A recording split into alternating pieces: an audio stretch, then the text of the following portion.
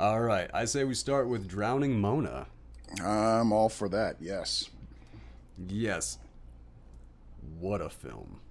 What a movie. This movie actually turned out to be better than I remembered it. You know what? Same. Completely the same. Same for toys, by the way, as well. Mm-hmm. Before we get into it, there is something that we probably should do. Oh, let's introduce ourselves? A little bit. Yeah, maybe we ought to do that. Welcome to Heist. I'm Bradley Hackworth, joined by Jonathan Ems, co-host and author. This week we are covering Drowning Mona and toys. We're going to jump right into Drowning Mona because this one was way too much to talk about, way too fun, way too good. This is one of those movies where you kind of wonder, like, wait, why isn't this more of a classic? Why isn't this brought up more? Like, this absolutely is, like, just the star power and the subject matter and just the absolute wackiness behind it. You're just like, Jesus, why aren't the kids talking about this one? Well, Doc, this was your choice, so why don't you give us the synopsis? So basically, in this, you've got a small town, small upstate New York town, quiet place. Cops there are barely cops. That it's so quiet. And then Bette Midler's character, Mona Dearly, drives her car off a cliff into the river and drowns and dies. And as the movie unfolds, we find out that she was actually an absolutely terrible, horrible person, and literally everyone in town wanted her dead, and it looks like she was murdered because not only were her brakes cut, but also the brake fluid was drained, and like literally it looked like 8 people all attacked her car to make it crash in one way or another. And so it's like the whole town is suspect. And Danny DeVito, I forgot Danny DeVito was in this movie, but Danny DeVito is the chief of police in this town, and he's the one just trying to put it all together. And as he's putting it all together, he's finding out that this woman, Mona Dearly, tortured everybody in her life and absolutely deserved to die. Oh, God. Yes. Absolutely. So, and somehow in all of this, the movie's funny. Like, this is a comedy. This movie is a fucking comedy about some of the worst people in the world. Oh, I was absolutely rolling through so many parts of this movie. Oh, yeah. I mean, oh my God. Okay, so, just gonna get into it. Drowning Mona, written by Peter Steinfeld, directed by Nick Gomez, starring Danny DeVito, Bette Midler, Neve Campbell, Jamie Lee Curtis, yeah, oh my God, Affleck, and William Fichtner, which... Another character actor that we were talking, because we talked about Sam Rockwell pretty recently. William Fichtner is another one of those, everybody knows his face, but his name gets escaped. Yeah, absolutely. Well, I'll tell you what's crazy. What's crazy about this movie, I don't know, because it's so early in their careers, but Will Ferrell and... Mellissa McCarthy. Thank you, Mellissa McCarthy. Will Ferrell and Mellissa McCarthy are both in this movie, and it's so early on in their careers that neither of their names are in the opening credits. That's how new they are here. I mean, Will Ferrell was already established. He was already on his cameo run and everything like that. I did not know who Mellissa McCarthy was at this time. I don't know. I forgot to check the year on this in Gilmore Girls, but... I don't know which one of these came first, and Mellissa McCarthy was an unknown very shortly before this. Yeah. Or even... Well, but that's the thing. It's like, like I said, neither of their names are in the opening credits, and like, yeah. No, so for a moment there, I thought she wasn't even going to have a line in the entire movie. I thought she was just going to be Will Ferrell's girlfriend until she had a line. I was like, wow. This, like, there was some immediate brilliance to this movie, and I didn't catch it, so I'm glad Kelly was watching it with me because she's the one who pointed it out to me. There's some beginning like non-exposition about a car factory that like had a bunch of these things that went to this town. The Yugo, so what yes. So what they were able to do is they were able to use this made-up car brand, and they were... It's not made up. Yugo is a real car. The version that they made, I thought that was a real thing. Those cheap-ass shitty cars that were so cheap and so bad, they were literally the butt of the bad car joke for 30 years. The Yugo. Literal real thing. do remember hearing of them. But I thought they were a joke. I thought that was a made-up concept for this movie, so they could just rip the tags off Geo Metros and put on different emblems. Nope. And that way they wouldn't have to pay any kind of... Because that's what I thought it was. I thought that they did that so they wouldn't have to pay any branding or any... Right. See, when I first saw this movie, I remember thinking that this is the other way around, is that they were able to reduce their budget by just getting a bunch of trashed Yugos and using those instead of having to get any real cars. And they put that explanation in as to why everyone in town is driving a Yugo, including the cop cars. The cop cars were Yugos. Yeah. Like they were able to not have to, like, they got all of these cars cheap because the Yugo car was literal fucking garbage. It was practically made of cardboard. It was an absolute crap car. And so they were able to get a fleet of cars for this movie for next to nothing by just coming up with some dumb reason why they're all Yugos. That was my take when I first saw this movie in the theaters. But no, Yugos were a real thing, sadly. I completely forgot about them. But yeah, it's coming back to me now that you're talking about that. Damn. I thought that was like, yeah, when she pointed that out, I thought that was a brilliant thing. And then I was like, that's so cool. I'm going to put that in my notes. I'm dumb. You're young, that's all. We had forgotten about the Yugo by, like, I think this was like the last gasp. Like, we had largely forgotten the Yugo existed. And then this movie came out, and then we finally forgot for good. So, that was it. This was the last big Yugo joke. I guess so. Now, Bette Midler coming out already looking like she's having a bad day, which we kind of find out that is her persona. Mm-hmm. Mona's persona is a shitty day. Yep. She's a walking, talking shitty day for sure. Yeah, and then she gets in the car, she's off cruising around. Like, obviously, she doesn't hit her brakes at all. She doesn't even notice that there's no brakes available on this thing until she's already too late. Dips right into the river. Bye, Mona. Just yep. And that even seems to be the take. Like, there is a witness to the crash. There is someone sitting there on a bridge fishing, watching the car go into the water, and the look on his face is, well, ain't that a shame? Yeah, how does he describe that? Because that's Trevor. Well, hell, we'll get there. Yeah.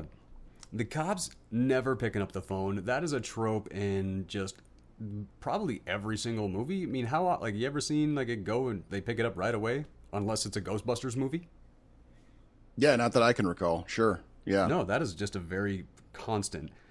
Man, But here they even kind of play it that it is kind of like, that's the kind of town this is. Like, there are no emergencies ever in this town. If the phone's ringing at the cop station, it's probably not a big deal if you don't answer it. Yeah. And speaking to that, they're arguing, like, you don't even know what the codes are for these things. Like, the chief of police, he doesn't even know what these things are because... Right, except that one dude. Yeah, there's got to be one. Yeah. The dude who shows up to, like, like he's, like, super gung-ho and everything. Like, yeah, you always got to have one. Mm-hmm. But, man, I'm so used to Danny DeVito doing comedy that when he shows up and he actually plays the straight man, like, every time he's on, I'm captivated and I'm like, shit, man, sometimes I forget how good of an just actual actor he is because he is funny, like comedian, comical actor, incredible. Just an actor, also incredible. Yep. Like, it's just been so long. Like, he's been doing always, like, yeah. But the interesting thing is he's even doing like a kind of more subtle form of comedy because in this movie he essentially is he's the straight man to this entire town full of nutballs. But even he's a little off, because there's the way constant that he responds. Like, and go ahead. Well, it's like we're introduced to him. He's a cop and he's talking about musicals. Mm-hmm. He's like, oh, it was no West Side Story. Like he's clearly like not your average police chief right off the bat. But even then, he's the most normal guy in the entire town. For sure, 100%. Casey Affleck showing off those landscaping skills. And then, holy freaking hell. Right out of the gate, we find out how awful this Jeff is an absolute piece of shit. Out of the gate, no questions asked. Like, we know what kind of piece of shit he is. Just the casual pedo landscaper. Man. Yeah, like, Jesus. Immediately. What was the line? Like, dude, she's 13. Finally. Exactly. Yeah. That's, ooh. Like you're and Casey Affleck's rolling his eyes at him, and we're sitting here going like, dude, what are you even doing in the car with him? More than that. Yeah. Do more. Like, yeah. Oh my God, that killed me. And then we also, not just to see how bad of a dude and bad of a family this is, we also get to see how dumb of a dude this is. Hey, oh yeah. We go half and half. None of that 50% bullshit. All right, so we know who this dude is. Yeah, he's an idiot and an asshole and a piece of shit. There is absolutely nothing likable about this motherfucker. We find right out of the gate. All. Right, like nothing. You don't even get 5 seconds of thinking that he's at all normal. No, he is human garbage to the core. Now you know. And Casey Affleck is for some reason stuck with him. Small town, your best friend's your best friend. I have met some people. It's like, why are you hanging out with him? I get why he's hanging out with you, but why are you hanging out with him? What?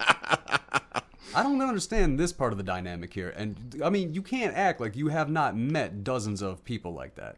Mm-hmm. No. So many situations. Like, it is understandable. I've met married couples like tragic. That. Jesus. I have too, and I have questions, and I've had them answered sometimes, and man, I'm not even here for that explanation anymore. You have made your bed. Mm-hmm. Yep. Then, okay, yeah, they're pulling the car out of the water, and they're still on about the codes. Still talking about, and I love that. So I was like, so if it's flooded or if it's in, and then Danny was like, well, the car's submerged, so right, yeah. Yeah. How like him just being normal in a sea of stupid is what makes him so funny. Yeah, exactly. Yep. Oh man. And gentle about it too. That's the same thing. At no point does he ever say to anyone, "You're an idiot." He just sort of very gently. Like, he's very much a father. We find out that he is Neve Campbell's father in this, but he is kind of dad to everyone, because at every point of the way, he's just kind of like, well, put it together. It's the car is submerged, so the water form. Okay, all right, yeah. Yes, and that's the thing. Like, every time that we just had the focus on DeVito, and he was just talking to somebody, or even he was just listening to somebody, I was engaged. Mm-hmm. Yeah. Constantly. Like, I forgot how much screen presence he has when he's just owning the scene. Totally, Not chewing the scenery up or anything, just kind of relaxing into it, finger on the face, and ovaries. Right. He said, ovaries? Yeah. Just why is that so damn funny? Because it came from DeVito. Exactly, yes. Like, the man is magical. Paul Bend Victor, this dude was everywhere in the 90s. Yeah. No, he was all over the place, playing a lot of scuzzballs, but every once in a while he'd throw us for a loop and play like a nice guy to somebody, or something like that. But yeah, mostly a lot of playing mafia scuzzballs type thing, like pseudo mafia, like kind of a tough guy, but the tough guy you kind of laugh at a lot of times. Right. Yeah. Because he carries comedy just very effortlessly. But him delivering the news to William Fichtner and then going like, well, where's your son? Why? Well, you should tell him. Like, it'd be best coming from you. Right. Well, I think you should do it. Right. Yeah. No, they literally even said it should come from family to, soften the blow. And he goes, well, in that case, you should tell him. Oh, that's right. Okay, yeah, right. Because, we find out later, not his dad. So, okay, now I understand that line a little better. This is what I missed from not having enough time to watch him twice. Like, but trying to do that backup episode, I still stand by it. I think that was an important thing for us to do. Mm-hmm. Yep. No, I agree. I'm not regretting it for sure. Yeah. Then we find out that the little pedo is in fact Mona's boy.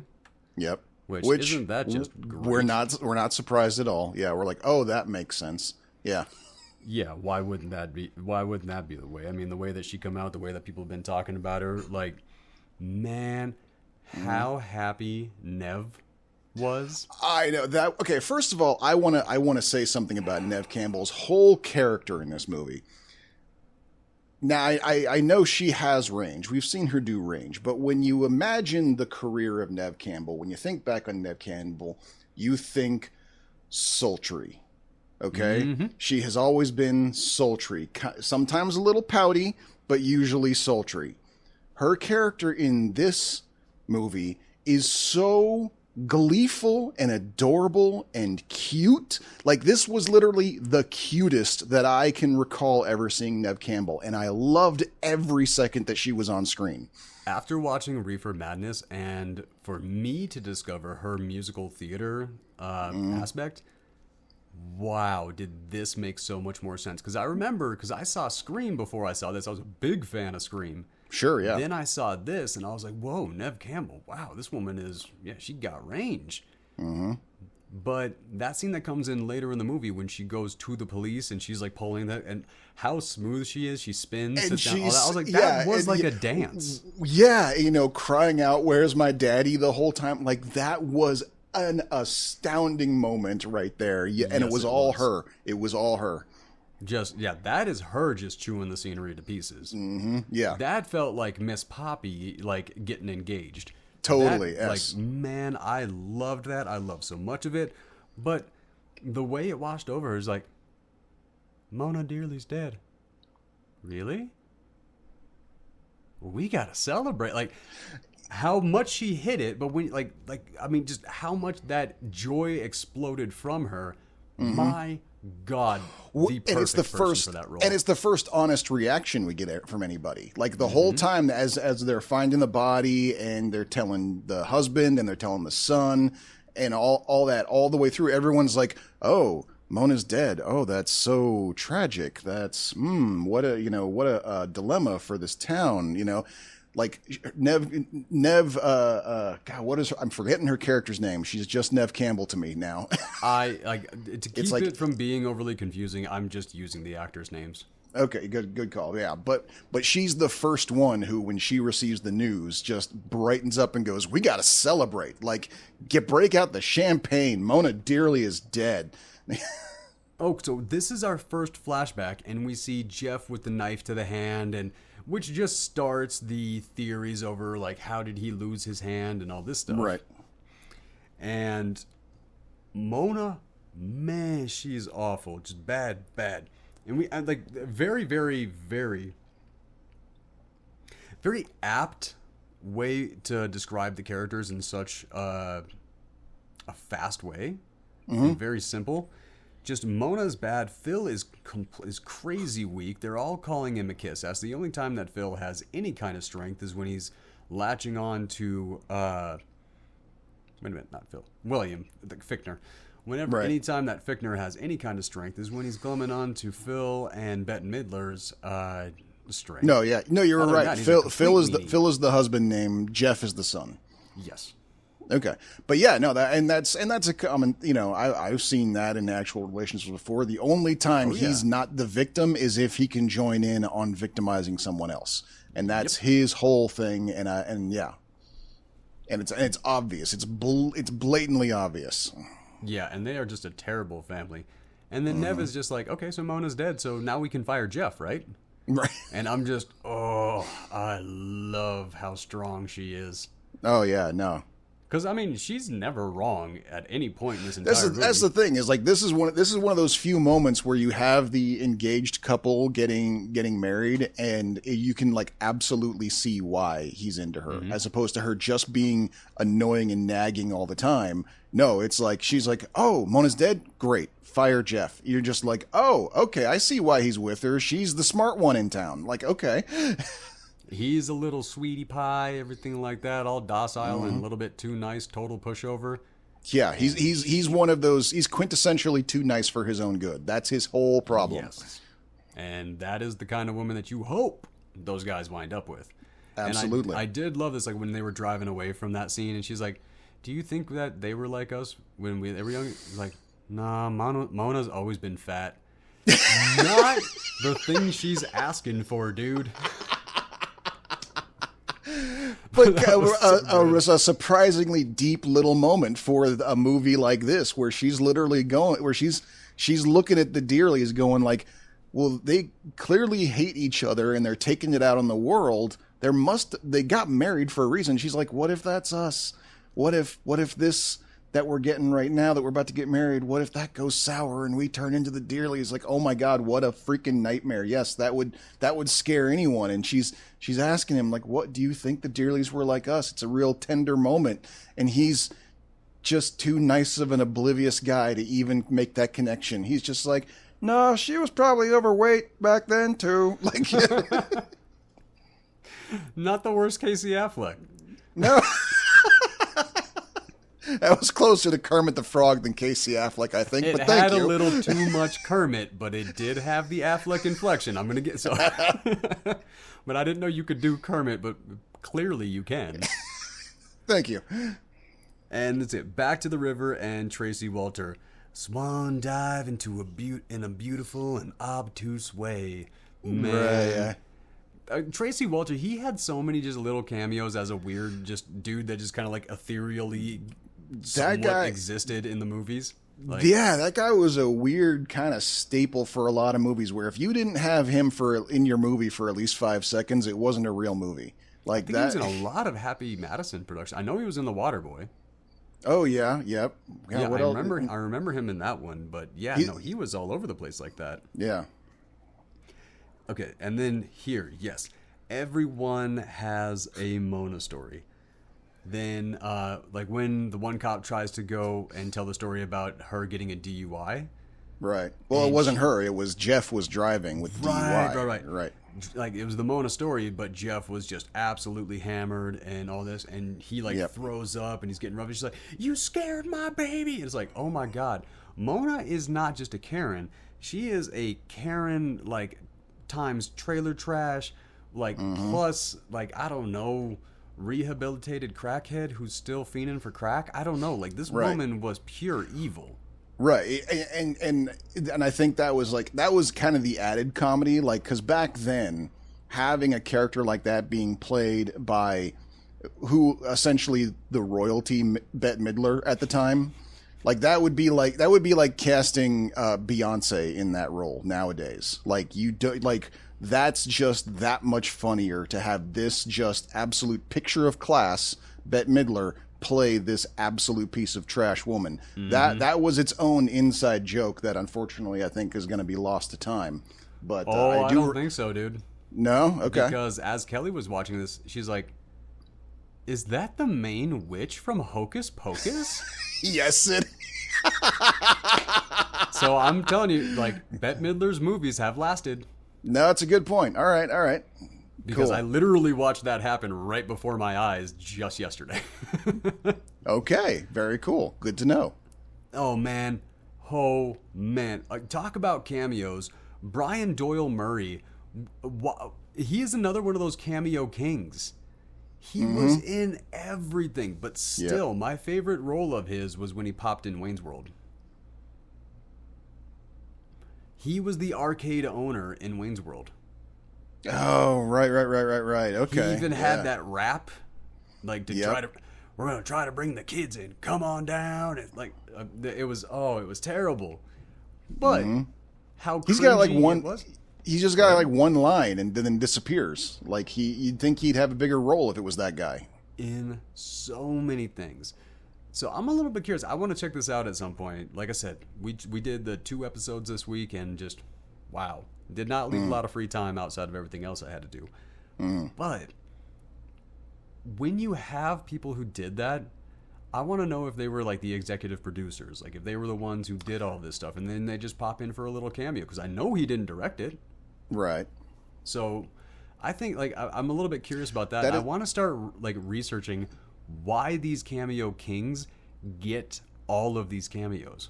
That is a really good question. Yeah, and we do know I did catch that DeVito's name was on one of the executive producer lists. So that's definitely it's definitely a possibility that's in there somewhere.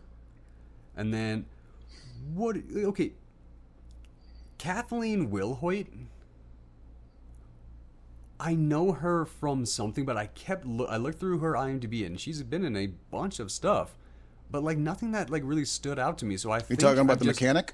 The mechanic, yeah. Yeah, okay. I think I've just seen her in so many things that she just kind of lives in the background of my brain the same way that she's in just all of these movies. Yeah, but she's oddly like perfectly stuck in this role. Like everything about her demeanor is like she is this character and no one else. You can't imagine her as anyone else, but we know that that's not the case. We've seen her in other things before, you know. Yeah. She can't place where because our brain is too stuck on seeing her as this now. I can get that. I can get on board with that. This was such a star-studded film. It just completely caught me off guard. Like, yes, I see Jamie Lee Curtis on the cover of this, but I didn't even look at anything before I went in the movie, so I had no idea who was going to keep popping up. And then we pop into the scene, and then you get frickin' Jamie Lee Curtis. Just out of left field. Yeah, just there she is, serving coffee. In like a weird, I want to say almost minor role. But like it stood out so much that you almost want to call it a co-starring role. Yeah, that's the thing is her character like gradually grew in it. Like she seems like she's like doing a cameo in a side role, and then all of a sudden she's got this other little scene where it seems no, she's involved, and then it just kind of like her character just kept expanding. And growing as a character for that matter. Like every scene we discover something new about her character where you just go, oh girl. And you just never stop loving it. I know, right? But having William Fichtner and Jamie Lee Curtis in that scene just chopping it up, like everything in the scene, it was so good. Like I forgot how good these two were together because I completely forgot that they were in this together. But every single scene that they were in together, it felt just like Oscar bait. It was just comedy dynamite. Everything was so natural, so funny. It was hard not to have a giant, stupid grin on my face the entire time through this movie. It was outstanding. And then we get this week's rendition of popping in on Supernatural. Mark Pelllegrino. I know. Fucking. And here's the best part. The devil appears out of nowhere, tending bar, serving drinks to a priest and cutting him off. Like, you couldn't get a more perfect cameo for this guy. You really could.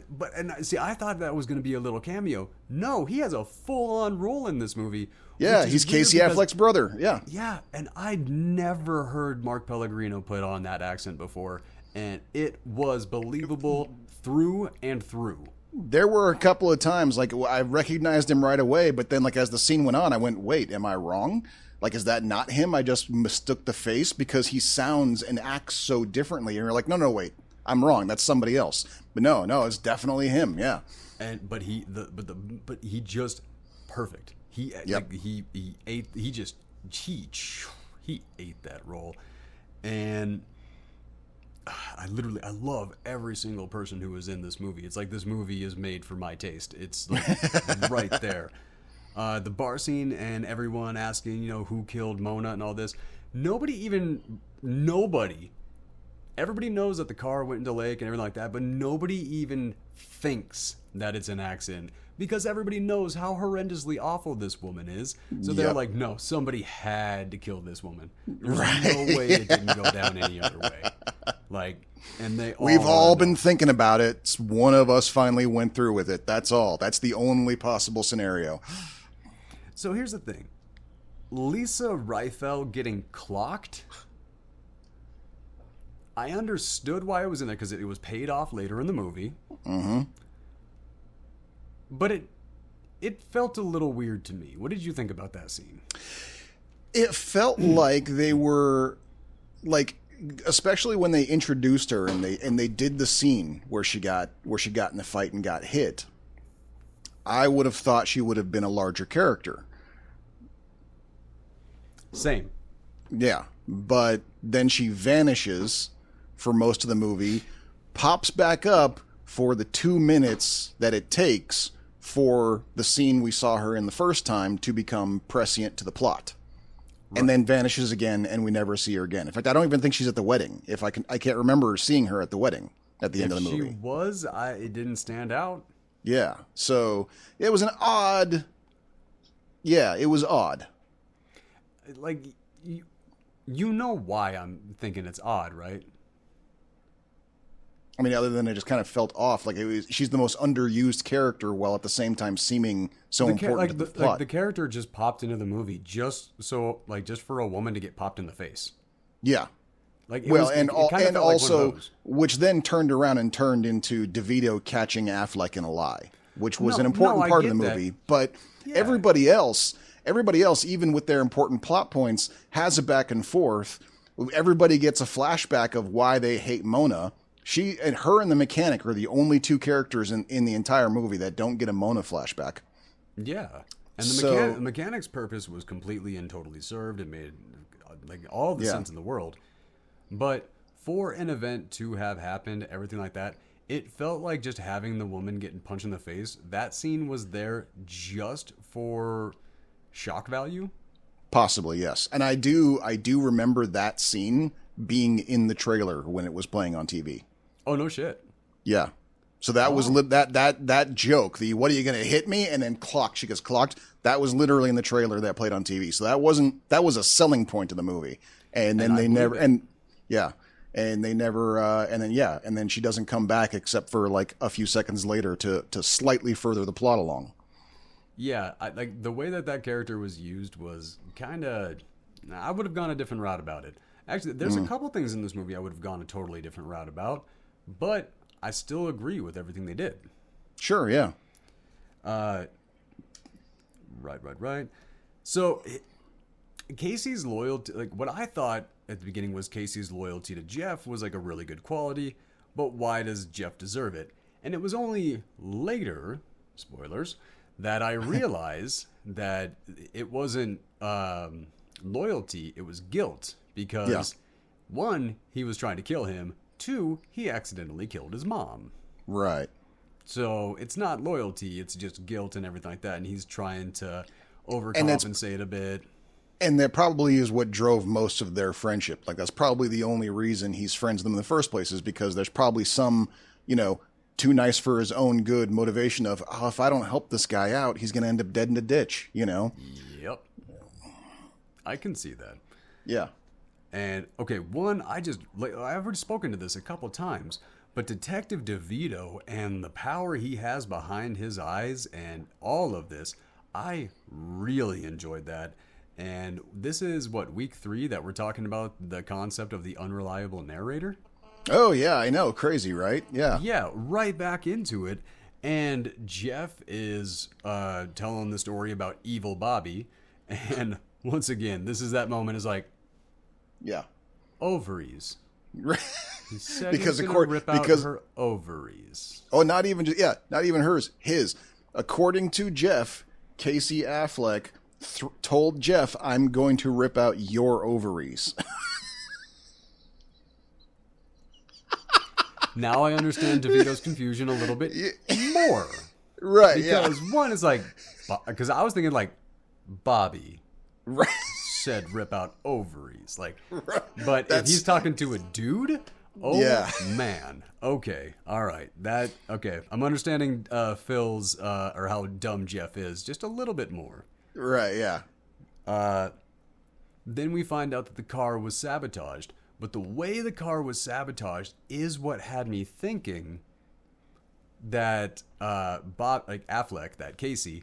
Right. He went to go puncture it, and he didn't know what he was doing, so he accidentally hit something, And then he was going to wind up not being liable for the murder at the end of the movie, right? Because somebody else like did. Because I remembered that other people were all in on it, right? And that's the thing. You almost are like from the get go as the mechanic, as she's talking about how like this was done to the car, and this was done to the car, and this was done to the car. Like this car was made to kill her in multiple unnecessary ways. So.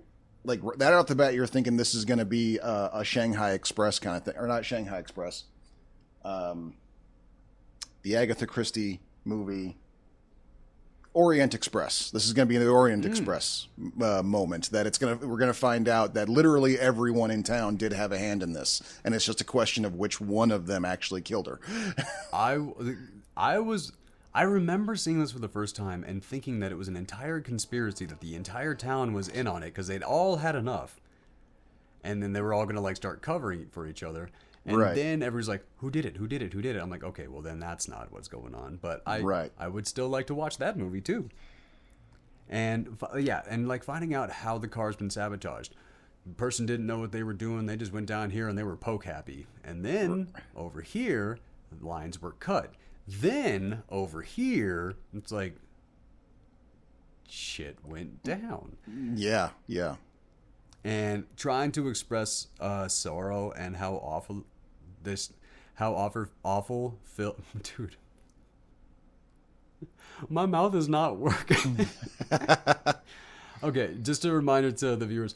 I hit the dentist today, and the medication the painkillers still haven't all the way worn off, so I'm a little bit loopy. I'll mow your lawn, trim the hedges, and I'll kiss your ass.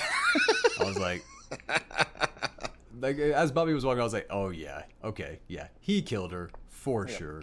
Like, which I thought really kind of locked in. An interesting like tack on to that too is like after that scene, after they're mocking him like that, he leaves and we get a full shot of him and the company T-shirt he's wearing, JB's Landscaping, and underneath that, yeah, we'll do that.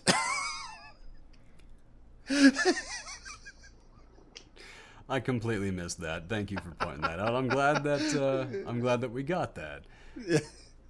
Oh Jesus. We talked about this earlier, but finding out that DeVito is playing Neve Campbell's dad, weirdly perfect.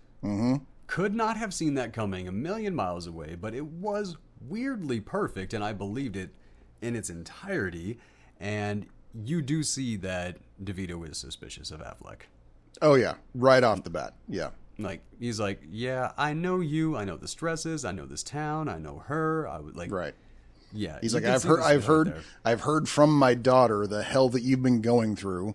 I don't blame you, but yeah, that was the thing. Like the whole movie, I was waiting. I was like, is he gonna find out? And like, because it was like he knew the entire movie, and the entire movie he was just gathering more information to find out whether he was actually going to make the arrest.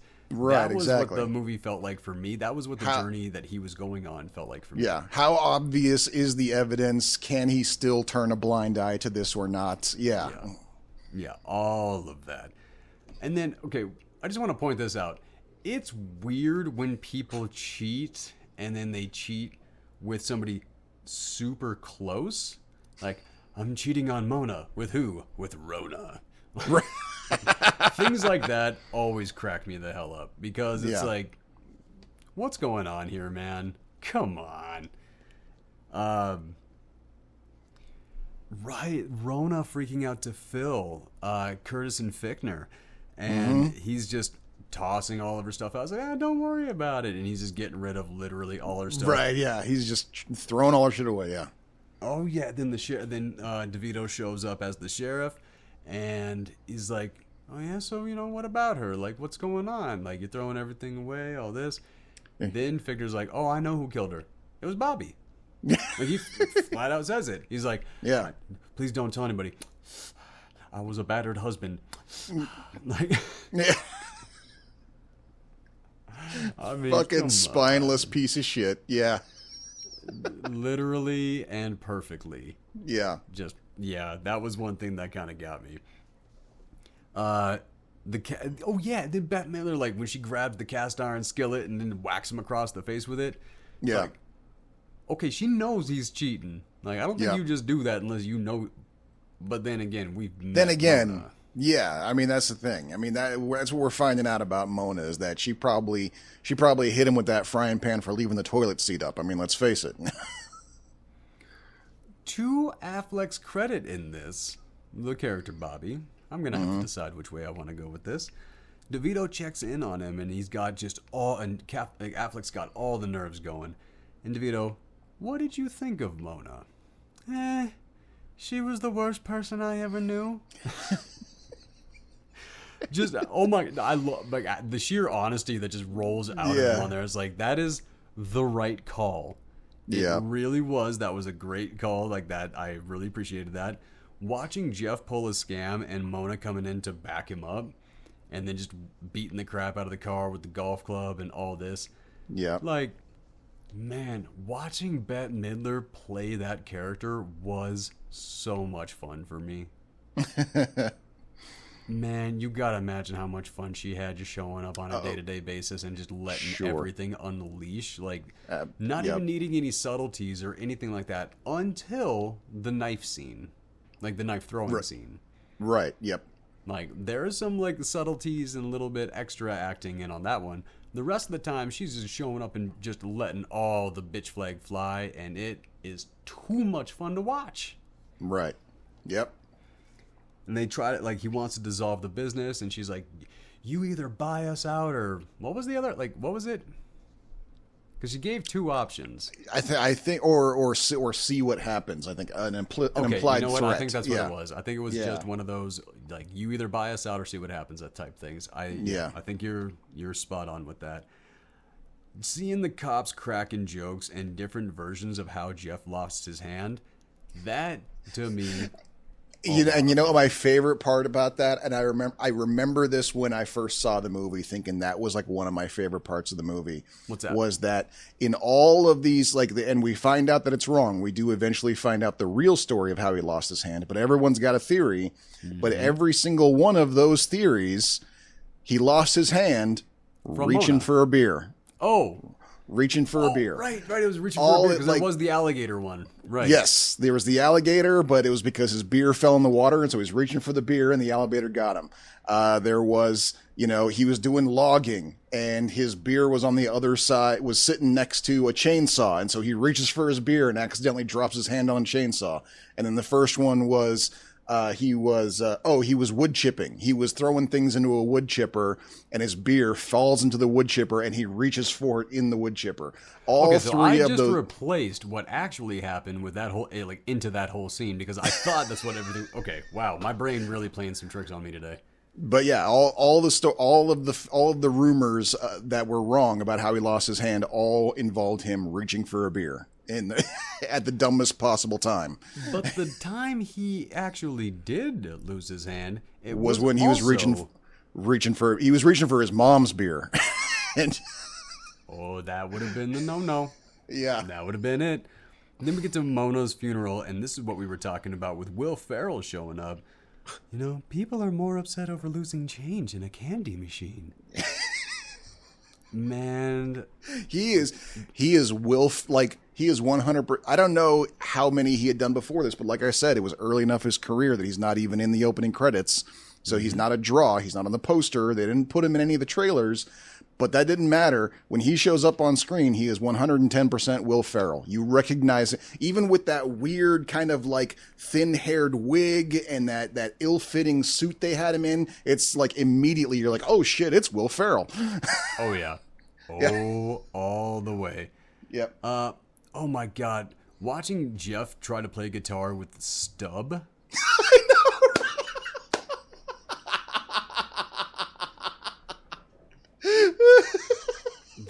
This movie, man. this freaking movie. But I just missed that, but I want to go back to Will Ferrell real quick. Yeah. He's the only one at the funeral.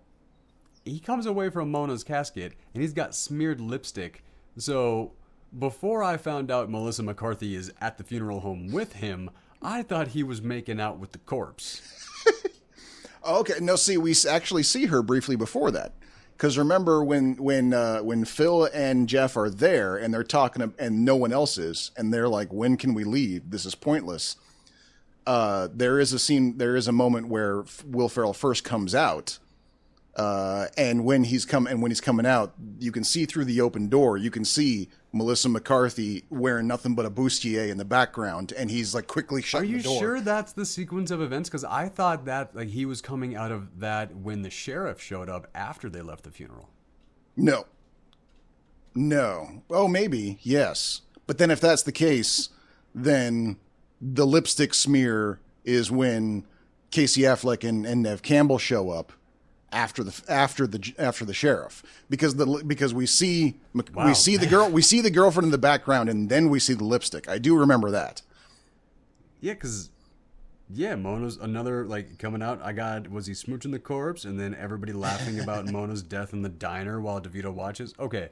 Apparently, I just kind of glanced over that scene because there was a lot more that happened in that. Yeah, because then it isn't until after that we see him, like while the funeral is still going on, he's doing the boudoir shots with McCarthy in the bathroom afterwards. Yeah.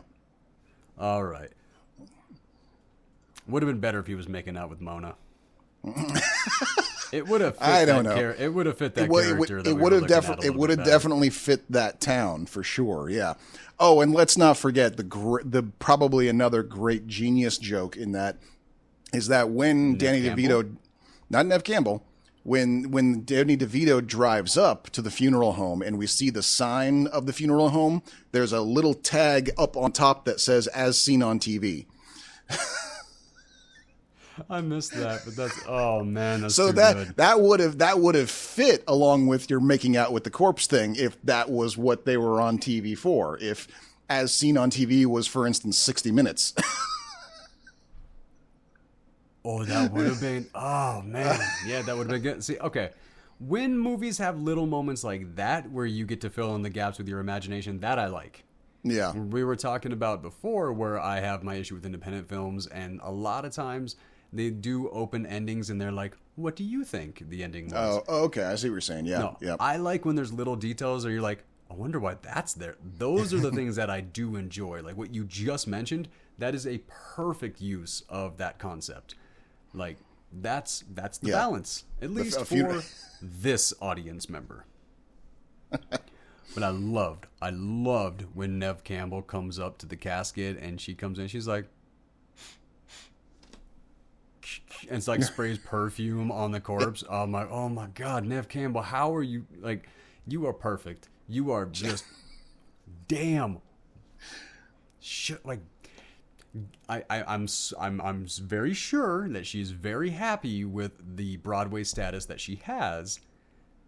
Can I see more comedies? Stop just doing fucking Scream movies, man. Do a comedy again. You're too good. Yeah. Like, no, I understand, I can like, the that. life you've chosen, I understand. You love it. You're doing it. I'm just letting you know there are people over on this side who want more. Yeah, no, I second that. Absolutely.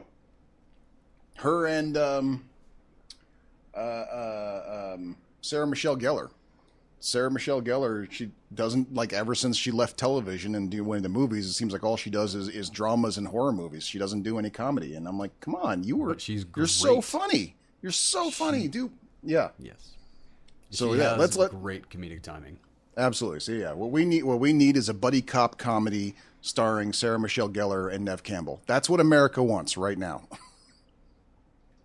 I'd watch that. Absolutely, so would I. I would pay theater ticket prices to see that. Yes. Yeah. Then, like, with Danny DeVito watching everybody in the diner just trash talking Mona, Fichtner comes up and slaps Jamie Lee's butt, like, and she's just the shock on her face just. Yeah. I was loving that. Like, I mean, I love everything Jamie Lee Curtis does. The body ain't in the ground yet, brother. Try tone it down. Yeah, slow your roll, man. Yeah. We're still like, you played a Grieve at least, man. Mm-hmm. Goes in. Okay, so DeVito sees everybody at the diner, so he goes to the house and then breaks in. What does he find? A painted mural of Mona. Which looking probably better than she ever did. It looks like one of Bette Midler's classic production stills from one of her concerts. Is what it looks like. If not for the fact that it was actually hand painted, I would say they just printed up one of her old headshots or something like that. But they did paint it. Oh no, Bette Midler looked that good. I'm just saying Mona never looked that good. For sure, yeah. That's what I'm saying. Which I thought was interesting, because then that leads us into Danny DeVito's own personal flashback of Mona. His flashback, which again, Fichtner has like so few lines, but he steals the entire scene with 2 words. But right, go exactly. Ahead. But yeah, so and that's when we see like at the county fair or whatever, where she's in the knife throwing contest. So it's like you really think that like the initiation of this flashback is the portrait. So what we're about to see is how she won a knife throwing contest and got a free portrait made, and then in something like that. But no, we see her lose the knife throwing contest to Casey Affleck and have an absolute meltdown about it. To a meltdown so bad that for the first time in the movie, we actually kind of sort of feel sorry for Mona. We're actually like, oh, she's a sad person. I mean, it gives a lot of look into her. I mean, we find out, that's why she's. That's what I was saying. The subtlety of that scene was where, like, her being such a good actor is what made me feel for her a little bit.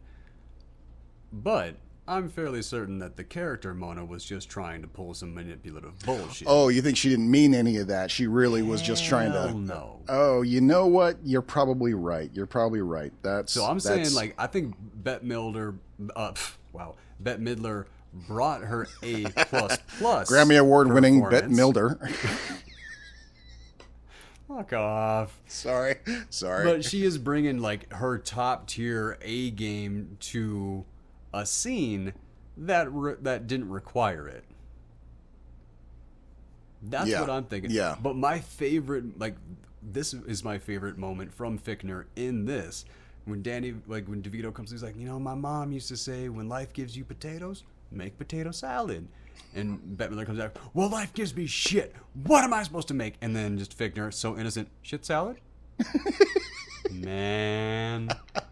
You can see from him where Jeff gets his stupid. That is true. I will give you that. But, dude, Fichtner. Yeah. One of my favorite performances from Fichtner, and it's a very lesser known movie. I believe, no, it's not called Nothing to Lose. It is a Martin Lawrence production. It's Martin Lawrence, Danny DeVito, and Fichtner, with John Leguizamo. This sounds familiar. I feel like I've seen this. I can't think of what it's called, though, because it's not Nothing to Lose, because that's Martin Lawrence and Tim Robbins. Right? Yeah. Which that was a surprisingly really fun movie too. I remember seeing that in the theater and thinking this is better than it should be. I was gut busting with laughter when the tarantula crawls up on Tim Robbins and he gets out and has that "I'm the scat man" scene and all that. Dude, that crushed me. I laughed into pain on that one. Did you find the name of that movie? Well, according to Google, Danny DeVito and Martin Lawrence are in a movie called What's the Worst That Could Happen? That is it. What's the Worst That Could Happen? I think Nia Long, is she also in that as well? I know there's a few other heavy hitters. The sheriff from The Last Bernie Supper Mac, is also John in that. Leguizamo, William Fitcher, Carmen Ejogo, Glenn Headley, Larry Miller. It's a good one. I'm sure you've seen it. Possibly. But into the scene where DeVito is having his flashback about Mona, it's like he comes out of it and he is realized, like, he's just kind of remembering how awful of a human being this person was.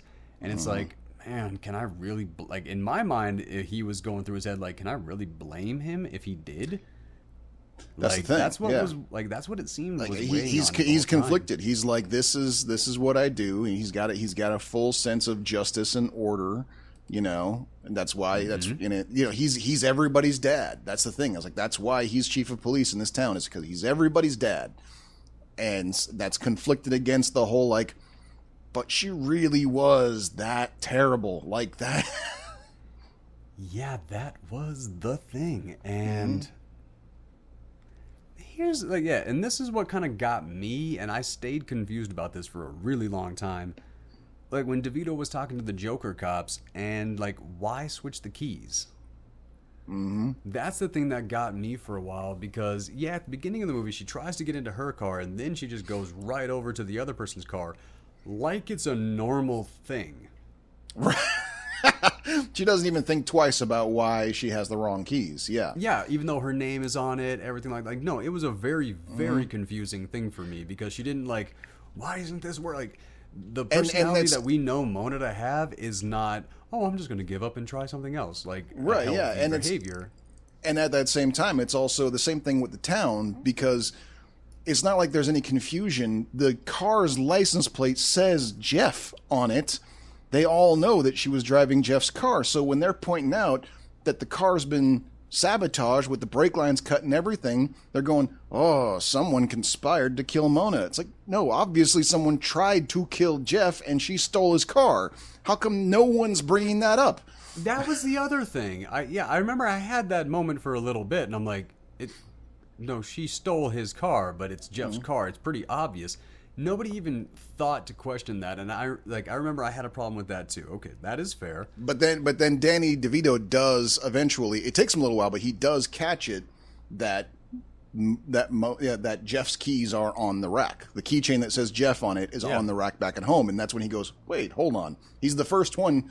That's the moment he realizes, "Wait a second, she's in the wrong car this whole time." That's this moment that I'm talking about. Yeah, like when he realizes with the Joker cops. Watching William Fichtner walk up to Jamie Lee Curtis and how you doing with her boobs like that. Dude, whoa. Retire. You have hit a career high. Go home now, you're done. That's like the dude who played Mickey in Bound retired after getting a kiss from Jennifer Tilly. Exactly. Yes, exactly right. Yeah, okay. I'm done now. Doesn't get any better than this. It's like, okay. I don't think I'm topping this one. Yeah, this is precisely why I got into this biz, and now I'm out. Right. Then we get Bobby goes back to the bar, and Phil comes in to be like, to thank him. He's like, nobody's ever done anything like what you did for me. Like, that is the greatest thing anybody's ever done for me. And Bobby's like, oh. Yeah. Oh, shit. Because he's clearly been caught, and Fichtner is definitely going to throw him under the bus and everything like that. He knows he's been caught, so he disappears like off into the woods to have a nervous breakdown, and just Neve Campbell randomly shows up. Yeah, I wanted to ask you about this because you're more of a small town guy than I am. Is this a thing small town people do? Just wander off in the woods and take a nap under a tree when they're having a bad day? Is that something that small town people do? Yeah. Okay. All right. So that wasn't just a weird random moment. That is actually what happens. No, the thing that caught me was the fact that she found him. Because I am from a smaller place, and if I wanted to do that, if I didn't wake up, people weren't going to know where I was. Okay. Well, he absolutely is the type to have his tree that everyone knows about. It was a beautiful spot. Yeah. So I can give it that. I will give you that. That is I can see that. And I love how he confesses that he killed Mona Dearly. Mm-hmm. She tells him, oh, great, I'm pregnant. Right, yeah. And the way that she tells him, I cannot love Neve Campbell any more than I do, like, which is weird. I keep thinking that. And then I see another performance that she does, and I love her even more. And I'm like, oh my God, why is she not the absolute A-list of this era? I know, right? What has happened?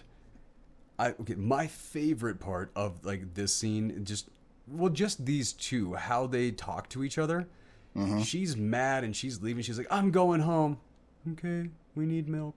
Well, and that's the beautiful thing about this scene too, is that at no point does she like belittle him. She's mad at him, because he killed somebody. And that's going to fuck up their wedding. It means he's going to jail and she's going to have to raise their baby alone. Like, she's like, you fucked up.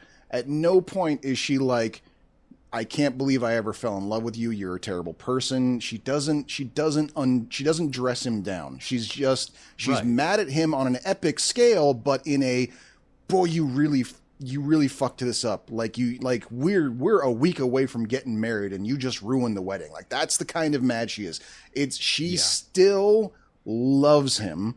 She does not abuse him the way Mona ever did. She is just genuinely and reasonably mad at him.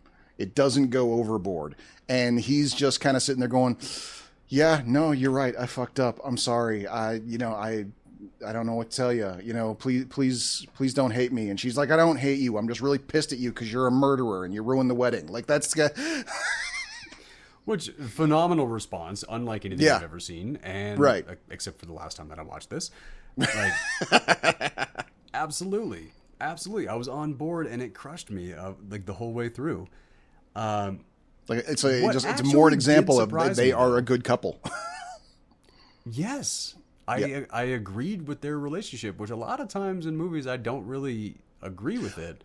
Especially not. I mean, that's the thing is, like, in a lot of movies, especially when you have a movie that is taking place as a lead up to a wedding and all of that pressure of prepping for a wedding is added to the drama of whatever the main story of the movie is, they usually make that such an antagonistic relationship that you as the audience ask yourself, why are these two even getting married? They clearly hate each other. You do not see that in this movie. In this movie, you absolutely understand why they're getting married. You are just as mad as she is that the wedding is ruined. You're like, dude, why'd you tell her? Why did you tell her? That is a superpower of Neve Campbell. I was invested in what was going on with her. I will give you absolutely. That. Yep. I absolutely can give you that. I didn't think Phil actually saw the murder. Or I didn't actually think that Phil saw him. I thought Phil was just making it up and like he was just really, really sure that Bobby did it. But then like it actually shows he's like, no, he straight up, he did see it. He watched. And then like the weird panic about Rona, I wasn't all the way on board with that. But at the same time, there was a lot of panic going on. And Rona is just freaking out everywhere. Yeah. Phil and Rona were my absolute favorites. Let's play Twister. Like all of this, everything like that. I could not stop laughing. I was so wrapped up in all of those scenes. Oh, the Wheel of Fortune. They get busted. Wheel of Fortune. Like they've got the wheel. Like Phil. We find out Phil's kink is the Wheel of Fortune board game. And they drop hints about it up through the movie that's what's going on. And you're like, what is this? But then when you see it, when they show the scene of him doing his Wheel of Fortune style foreplay to her, you're like, oh, that actually makes sense. Oh. A tiny bit. It did. But what immediately removed me from that moment was when Jeff showed up and he's like, Rona? Because he's like turns to Rhoda and he goes, "Baby, why are you doing this to me?" And you're like, "Why did you just call her bomb baby? Drop when no one saw that shit coming at all?" Yeah, Phil and his son are both hooking up with Jamie Lee Curtis like, in this movie. Rona, baby, you got shit taste in men. Holy cow! A little bit, man. And then this is where Mellissa McCarthy comes out and, like, she has two very, very just shining moments in this film. One, she comes out in her BDSM outfit in this moment to have a little bit of a cameo. Right. And then later, she's just, oh my God, so super sweet. And I thought I told you. She's all like, she's all dolled up in like regular, like small town, I mean, she looks like the kind of person you would expect to be sitting in any diner. So as far as like, if you have a small role in a movie, that is about as good as it can get being able to pop in as like a 5 and under in a movie and have 2 wildly different scenes in that movie, that is basically the dream come true if you're just coming out. And it's like a hidden joke to see if anybody notices that these 2 people are the same person. Yeah. Right. And then telling DeVito she's preggers, and then finding out that when Jeff was saying that Bobby killed the dog Peaches and told that whole story, which, as far as we were talking about with the concept of the unreliable narrator, when Jeff is telling the story and he ends it and Bobby's like, right. Pretty clear who is lying in this one, which I thought it was pretty, because obviously we know who the bad guys are in this movie. So I'm glad that the movie didn't even try to make it a question. Like, it's very, very obvious the whole way through. And I really enjoyed that concept. And then that was the most like, and then he finds out that he ripped his overalls. Yeah. And and Bobby says like, geez, you tore my overalls. And he's like, oh, okay. DeVito's like, yeah, he's like, so the idiot thought you said ovaries. Right. Yeah, man. Probably didn't think he's riffing. He's thinking because Jeff is thinking what Bobby said was, you tore my overalls. He's like, how do I make that sound like a threat? And then he said to me, I'm going to tear out your ovaries. Like, that's basically how, stupid person does improv. I can see that. Getting the murder weapon at random and tying in the punch from earlier. Now, we talked about this a little bit earlier. I felt like the vehicle for the discovery of the murder weapon could have been handled a little bit differently, because this absolutely is how that was handled. But, and I think the woman getting punched in the face, you were right. I think it was bait for the movie. Yeah. Like, they filmed that just so they could toss it in the trailer, everything like that. But this character felt like a director favor. You know what I mean? Yeah, yeah. It seemed outside of the movie. She's somebody's cousin or something, you're thinking, or somebody's girlfriend. Well, it just it seemed like kind of. She did kind of match the talent level. I get that. She matched that when she was doing that scene. What are you gonna do? Hit me? It worked well enough. She did it well. She did it well enough. Yeah, she did it well enough that they could put that scene in the trailer. Yeah. Like, her storyline just seemed like it was added in, like, how does DeVito find the murder weapon? Like, they already finished the script and everything like that, and then they had to toss something in. And that probably felt like to me. That probably had something to do with it, because really, honestly, the murder mystery side of this is almost the B story of this movie. The A story of this movie is watching Affleck just fall apart, thinking he is responsible for killing Mona, and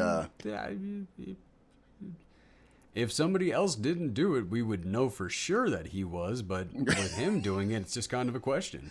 Right, yeah, that's true, yeah.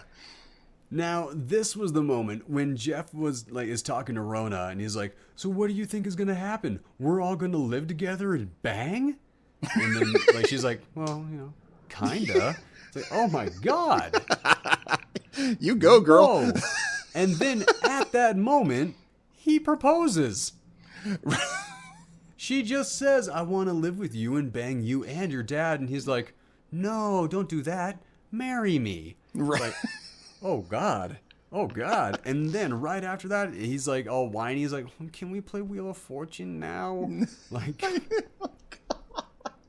what are you're killing me with this one, man. Just, oh my God. Top it off. The depths of how deep his shit goes. Like, we just when we think we've hit bottom, he shovels out 2 more. Like, it's crazy. You just find out that he can go a little bit. No, I'm not going to say it like that. Nope. All right. And then to top this scene off, you have Fichtner outside, leaned up against a tree, drunk and crying. And watching them. He's watching them. His boy hook up with his girlfriend. Yes. Oh, man, so many things wrong with this movie. Small towns, man. Small towns. And then I love, this, again, singing Neve Campbell's praises. Getting out of bed and she's just like, hey, don't kill anyone, honey. And like just so sweet. And he's like, and just like the sweet passive way that Affleck goes, okay. You're really rooting for those two. You so are, man. You so are. And then he goes to see his brother, played by Mark Pelllegrino, and he shows up, wakes him Pelllegrino up, slaps him awake. Steals that scene. My really God. Doing next to nothing. Yeah. And he completely owned that entire scene. And he's like, can you cover for me? Like, yeah, I'll cover for you. And I thought that it was going to be set up to where he wasn't going to remember it or anything like that. Or something like that, yeah. Yeah, but no, he totally does. He comes right out of it, and he's like, oh, yeah, no, here, Bobby? Yeah, here. Yeah, and how horribly awkward he delivers all of that. Skill. Pelllegrino, you got skill, man. Yep. I mean, and that's not something that, like, if you are familiar with who he is, you know exactly how good Mark Pelllegrino is. No, yeah. He's I'd say he's like A-list of television actors. Probably, yeah, definitely up there for sure. Because he played a lot of I mean just beyond. I mean, he was everybody's favorite Satan in Supernatural, so much so that they had to bend over backwards in their lore to find excuses to bring that face back on a face-changing character. And over again. But it was worth it. We were there for it every time because we were all so happy to see him. Every time he showed up, it was great. I was so happy because it wasn't just the character. It was getting to see more Mark Pelllegrino. Yep. But then even beyond that, he was doing 5-10 episode arcs on almost every other series out there on top of it. The guy was high demand for TV, and and we see why in this performance where he's on screen for a grand total of maybe 10-11 minutes, and you can't forget him. He's a pivotal, entertaining character in the film. And he's not even a title name. He's nowhere near this movie in that, the marketing, anything like that. Right. However, he owns every scene that he's in. He steals the show from everybody. Exactly. He is awesome. Then we find out that Fichtner is dead, and Neve thinks that Bobby did it.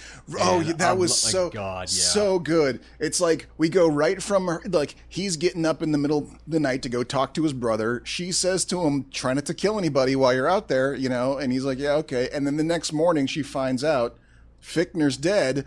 Her reaction is to literally just get in her car and drive away and have a panic attack at her dad's office. Which her dad's the cops, so that has to go that way. But yeah, of course. But it's great because it's she doesn't even have to say anything. We see it all of, oh my God, my husband killed somebody else right after I told him not to. Which is the key. Exactly. I told you not to murder. We had a conversation about this. I reminded you. And you did it again.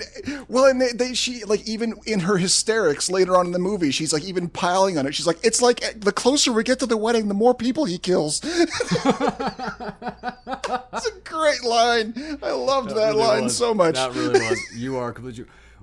And yes, when she goes into the police station and she's walking around and she just rips all the tissues from that, she spins around so incredibly smooth that it was like a dance move, and she comes down. That felt so that felt actually wildly choreographed, and it more than likely was not.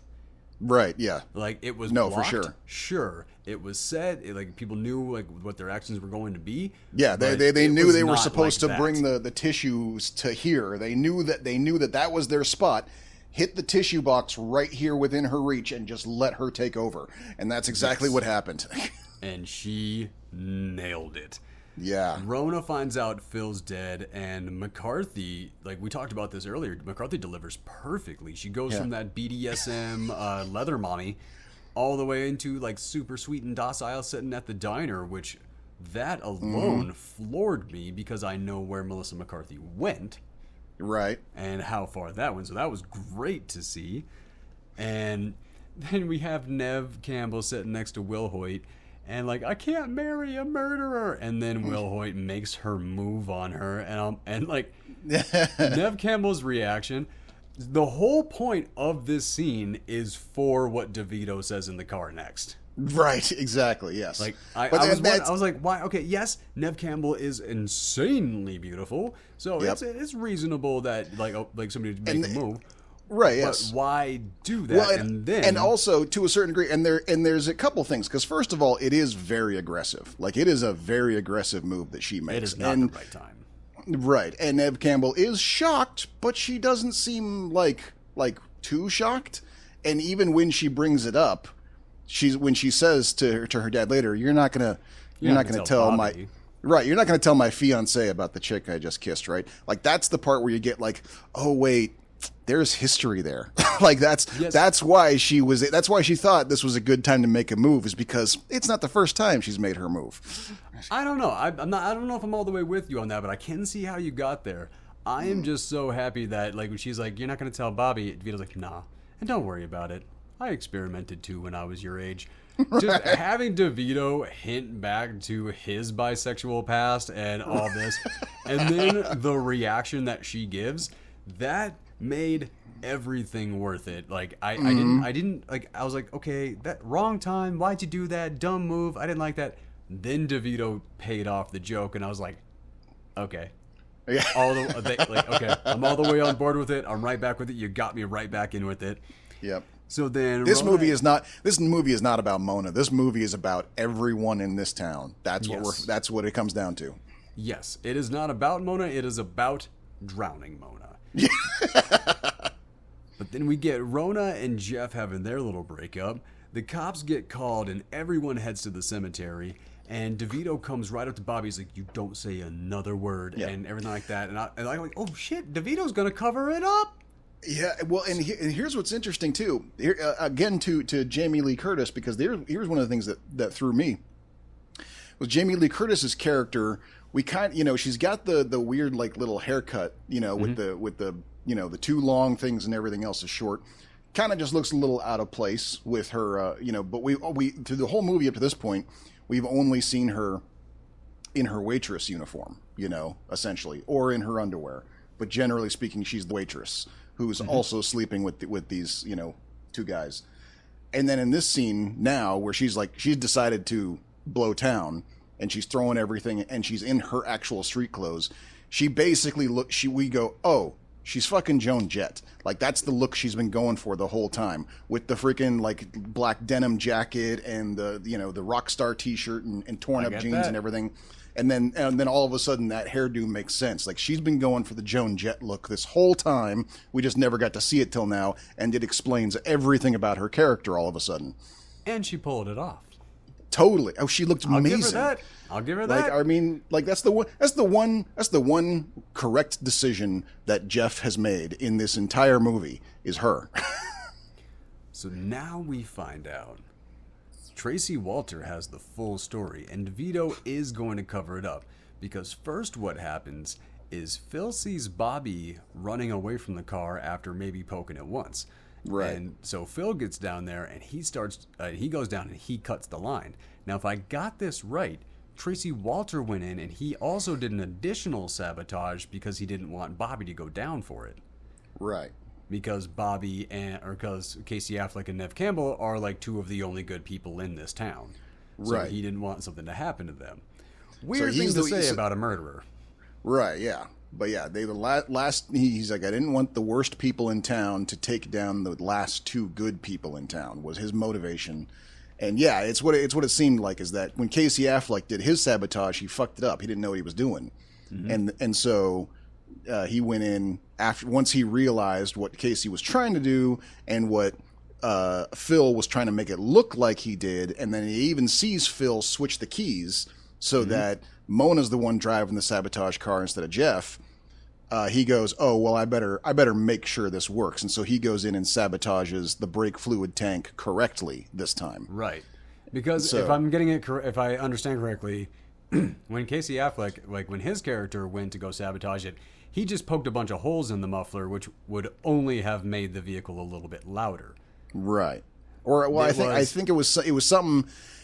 I can't remember what she said. She poked it into. She said it was pointless. Like he thought most of these were pointless until you got to this one. That was Right. the thing. So like Bobby hit the wrong ones, and then Tracey went and hit the right one, and Phil went and cut the lines. Right. So it was actually Phil that did it. Like the other ones could have done some other stuff, but when Phil actually cut the brake lines, the lack of the brake lines is what sent her into the lake. Right, but at the same time, it was the lack of brake fluid entirely. That's the thing. It's like that was the line. When you cut the line, it cut the fluid drained from the lines. Well, the mechanic said if you were crazy, you would cut the lines because that might work, and he cut all the lines. If you wanted to be sure, crossing into things I do not know about. Yeah, we would have to go back and watch that scene, I think. But the definitive is that Casey went to go do the right thing. Of the two things that you could do to kill the brakes, there was the right and the wrong. Casey tried to do the right thing, but hit the wrong thing, and so it didn't work. And then Phil went and tried to do the wrong thing, which may or may not have worked. But then the guy, the fisherman who saw it all happen, basically went, I better fix this, and goes and does the right thing. So he's actually the one who killed Mona, even though everyone else there tried to. Yes, and completely not debatable, he straight up killed Fichtner. Yes, he Flat not even debatable. He's like, oh yeah, no, I saw him float in the water, and I held his head down. According to the law, Bobby still could have gone down for attempted murder, or even actually for as an accomplice to the murder. So when DeVito shows up and tells him to shut his mouth, he still is covering up. Like he is still doing the cover up. Exactly. So there is that.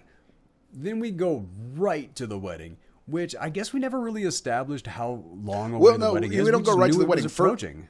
First we go to the graveyard where Jeff is threatening to commit suicide in front of everybody at the graveyard. No. We went from Oh yeah, no. DeVito. Yeah, no, I skipped over it. DeVito talks about the cover up, and he does the cover up, everything like that. After they talk Jeff down from, and then he tells Bobby, this is what the fisherman told me. He's like, so as long as you shut up about the one thing you did, you're in the clear.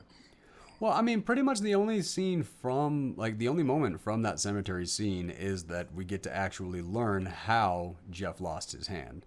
Right. Everything else in that scene is just kind of he threatens to off himself, and DeVito tackles him, and there's really nothing to that scene. Right. That's true. No, we just find out. Other than to wrap up the last loose end, which is how did Jeff really lose his hand? Which, it was a surprisingly large scene if that's the only resolution we get, because literally the whole town shows up for that. Yeah. Yeah, and nothing happens except finding out there was one good moment while everyone's saying to Jeff, "Don't do it."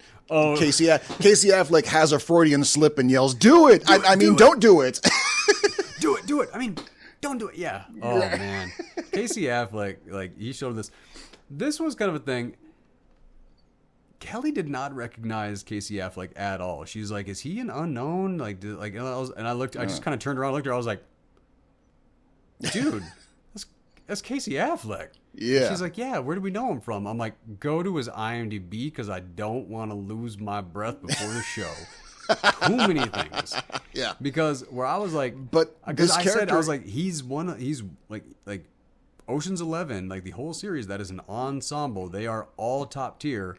Yeah. He's in those. He is one of them. Gone Baby Gone was another one. But I think the interesting thing is, especially in this movie, Bobby, the character he's playing, is like the polar opposite of everything else he's known for. Everything else Casey Affleck has done has been a real tough guy kind of look. Or swarthy smartass kind of thing. The smartass, very sarcastic or sardonic. Yeah. That is the character. Yeah, so he's Mr. I'm from Jersey is how he usually plays in one form or another. This genuine nice guy. This is the first and only time we've ever seen Casey Affleck play that character, and so that does the fact that he pulls it off. Yeah, the fact that he pulls it off is impressive, but that is what probably makes him hard to recognize. That and just being a blonde. That's true. Yeah, that really. That was an odd choice there, yeah. That threw me, man. But I mean, you got to make him and Mark Pelllegrino look somewhat alike, I guess. But man, that was about it. The wedding, kind of standard, nothing super special, romantic, over the top, anything about that. That I caught, that I really had to sing any praise to.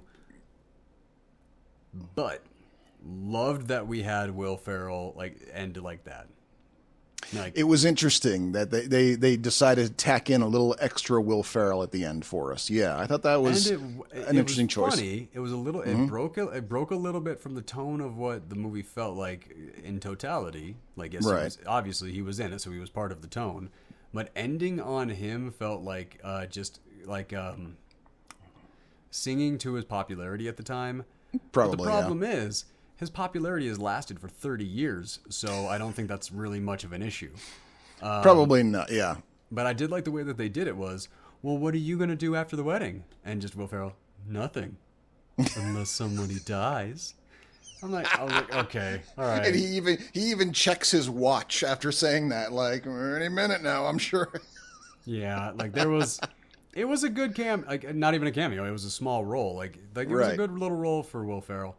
So why don't you go ahead and give us your final thoughts on Drowning Mona? Final thoughts on Drowning Mona. Man, I don't I remember seeing it in the theater. I remember liking it, but I also remember understanding why it was not a popular film. It was kind of weird, kind of dumb. This was not a hit at all. It was kind of considered a flop for how much press it got, for how big its cast was. I remember it being considered a weirdly unsuccessful film, and I kind of bought into that. I kind of get it. It's not for everybody. Seeing it again now, some 20 years later, I'm like, this movie is so much better than I remember it being. This is genuinely funny.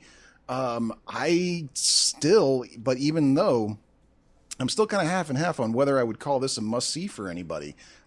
There's a lot of great things in there, but at the same time, nothing in it is super needed in the culture. There was no big cultural moments in it. There was no lasting, I guess if you're a Neve Campbell fan, it's a must-see because she's so perfect in this.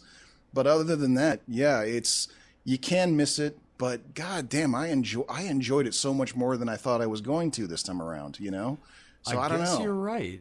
There is no massive cultural significance that would take this into being a must-see. There's no other than to remind people that the Yugo is a real thing. It existed. Apparently, I needed to be reminded of that. Yeah. Let's see. Outside of that, I mean, this just belongs on a list of just great comedies. Yeah. That's weirdly that's you can't put your finger on exactly why, but man, it was so funny. Yeah, and Jamie Lee Curtis, this was one of those moments where you can see where she got it. She's probably in her 50s in this movie, and she still got it. Oh God, yeah, when she called herself 33. I'm 33 years old, and I was like, yeah, and even Phil's looks at her and goes, 33? More or less.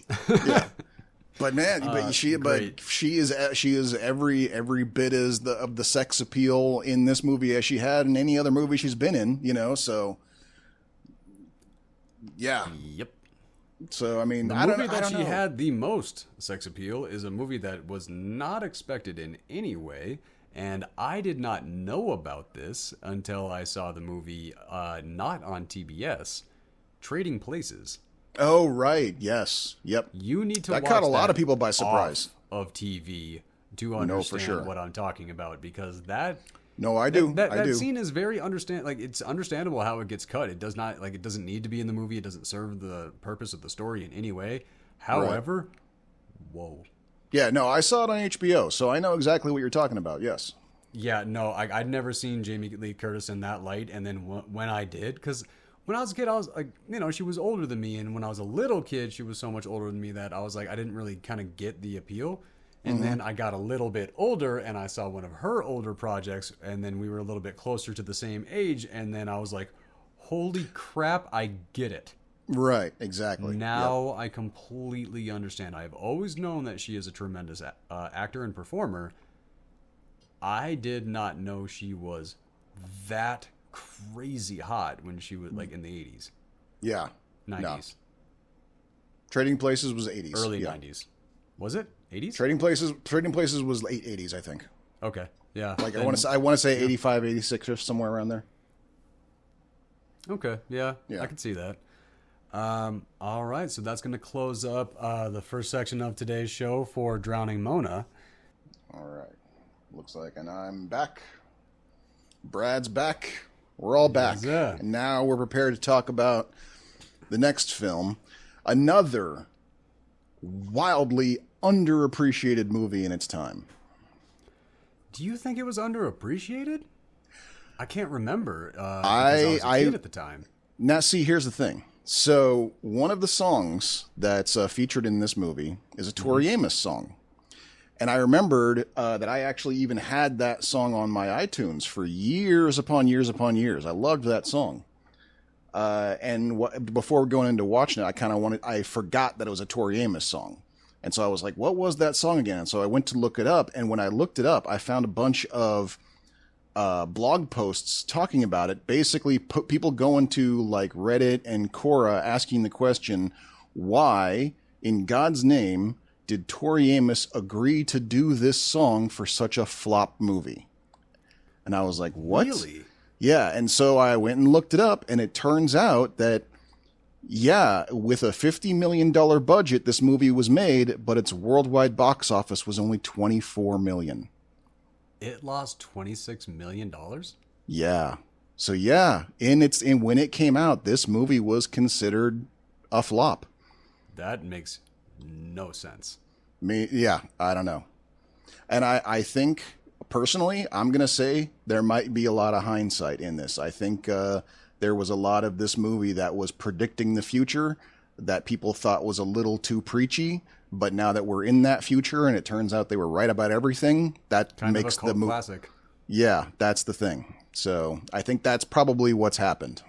I didn't think that it I loved this movie back then. I love it now. I did not see that status, but wow. Okay. But you are right. Everything about this movie, this basically predicted everything in the future, a lot of the stuff. Mm-hmm. And it's a little bit eerie. And along with some really heavy social commentary about it, like like one of the things that really stuck with me is how even our military character, our antagonist, who's supposed to be pro-military, who's supposed to be pro-warfare, even he says the line about how it's insane that we spend more money on a single stealth bomber than we do on all of our cancer research in history. Like, even he says that, yeah.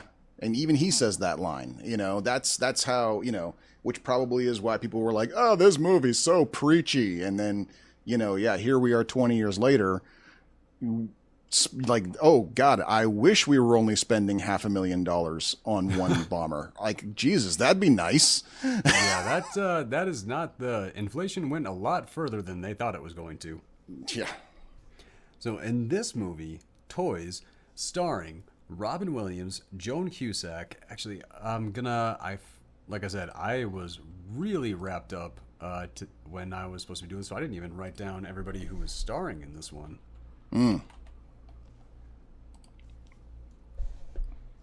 Robin Wright threw me. Like, that's what threw me. Like, I had a 1-2 punch. I had a 1-2 punch on Robin Wright on this one. Because when she first shows up in the movie, I'm sitting there going like, well, dang, she's familiar. Where do I know her from? And so of course I pause the movie and I go and look her up. It's Robin Wright. And I'm like, well, that name sounds familiar. I don't know what I'm thinking of. And I get the 1-2 punch of, oh, she's Buttercup from The Princess Bride. And I'm like, oh, that's quite a range, because this is a very different character. Like the Buttercup. I've never seen her act like this before. Yeah. And I'm like, this is a really, like, she's really got range. And this is like, not to mention the fact that she's like oddly throughout this movie holding her own with Robin Williams. She's matching energy with Robin Williams throughout this entire movie. Holy crap. Yeah. And so it's like, she carried it. So, and then on top of that, I get a second. This is the 2-punch of the 1-2 punch. Is that she's also Claire Underwood from that. Isn't it like a Law and Order or a CSI or something like that? Like, didn't she jump on one of those shows? Possibly, but it's the movie that it's the TV show that Kevin Spacey starred in on Netflix. Oh, House of Cards. House of Cards. Thank you. She's his wife in House of Cards. Oh yeah. Which my God, like, how do you reconcile the fact that Claire Underwood and Buttercup are the same person? I had never, I don't know how I had gone this many years not realizing that, but now that I know, I still don't believe it. I am a little surprised that you didn't know that was Robin Wright. Like, that was a huge thing. She was actually my draw to go watch that movie or that series. Oh, okay. Because I had back no then, idea. Kevin Spacey did kind of creep me out. I didn't know why. Now I know why. But yeah, like watching him in that role, I watched a couple episodes. I was like, okay, this is entertaining. I'm a little skeeved. Right. But, well, yeah, I mean, that kind of was the point of the show. And but it sure. was the point of the show. And Yeah. I mean, at that time, that was really where I was starting to kind of start my political journey and getting into a lot of this stuff. So that was not the show for me at that time. But now yeah. I think I should go give that a watch. So in the movie Toys, like we were said, it is written by Valerie Curtin and Barry Levinson, also directed by Barry Levinson, starring Robin Williams, Michael Gambon, Joan Cusack, Robin Wright, LL Cool J, a small bit by Donald O'Connor and Jack Warden. And I mean, really, as far as it goes with the list of people that this is guest starring and has little appearances in, it doesn't stop. It just keeps going the whole Too many movie. to mention. Yeah. Oh, we'll get to them, though. So the movie opens up on the sound of a wind-up toy and a very charming ballet. Yeah. I remember watching this thinking, and I'm wondering if this was intentional, but I remember watching this whole, they're doing a Christmas pageant. It's a Christmas pageant at a toy store. You've got the ballet, you've got all the kids dressed up as Christmas decorations and trees. You've got the really, really nice song that they're singing, that the chorus is singing. This gives the feel of the end of some other Christmas movie. But the end of this movie ties right back into the way it started. Right. Like, it's like But that's the what next year or something. And yeah, but that's what I think it was intentional, was that they were taking the idea of like the Christmas movie, your Hallmark Christmas movie, or even your Disney Christmas movie, where it's like they've saved the town, they've saved Christmas, ho ho ho, and then now we're celebrating with this big, huge, very emotional, very heartfelt Christmas celebration. Normally would be the end of that Christmas movie, but then it's actually the beginning of this movie, because the point of this movie is the behind the scenes of that other Christmas world. I took it as a different way. So like where you're talking about, it felt like the end of a movie.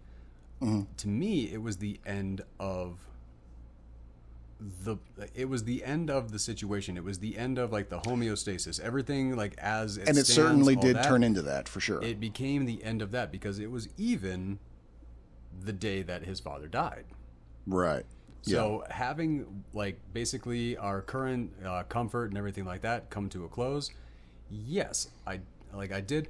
But also the fact that this is a whole movie about toys and toy stores, everything like that, like opening on this, great. But how far they went to go for that opening, it was insanely beautiful. Way harder than they needed. It was to be. crazy, like that, like just down to that song that the choir is singing. Like, my God, that is a. Like that, like if that was like I said, if that was the end of another Christmas movie, I'd have cried at that point. Like, that was a beautiful song. You don't start with that. Like when they came in with the beat on that triangle when the song shifted, I loved that. That really was great. So yeah, right out of the gate, this movie goes hard at you. Yeah, and while the ballet is going, while this song is going, we're getting the drive up of the general. And I'm pretty sure that is the Windows background that he was driving through. It's certainly, yeah. the General Zevo, played by Michael Gambon, arrives and greeted by what I love this character's name, Owen Owens, played by Martha Mallock. I like that too, yeah. Yeah, that really cracked me up. And we get this deathbed scene with Kenneth Zevo, played by Donald O'Connor. And what I loved about this scene, when he, like the fact that he turned his little spinny hat into his pacemaker, and we watch him die while the spinning thing just starts going down. Man, I love that scene sets the tone for the movie. Okay. But so that sets the scene for the movie, I realized was kind of a running theme here because his last words, Robin Williams' dad, the owner of the thing with his pacemaker beanie, his last words.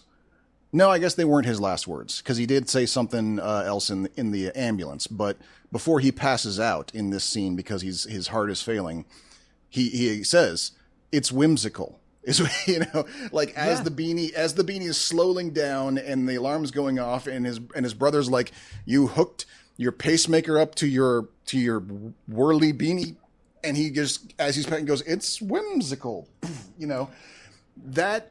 And I think what's interesting is because they try to draw this line between the two brothers, which then becomes the line between the two cousins, Robin Williams and LL Cool J. But it starts with the line between the two brothers, where you've got the super serious military guy, and then you've got the toy man, and the toy man is all whimsy and whimsical. Except as this goes on and you're watching the military guys, including their father, they are just as whimsical with their military fetishism. They're just not self-aware enough to realize it. And so instead of being whimsical, they're just parodies of themselves. And that runs straight through the entire movie in a just amazingly brilliant way. Right down to, he's yelling at his brother for having a pacemaker beanie cap, and he's like, "That's ridiculous." And he's like, "But it's whimsical." And then 2 scenes later, he's hanging out with his father, and what's his father got set up?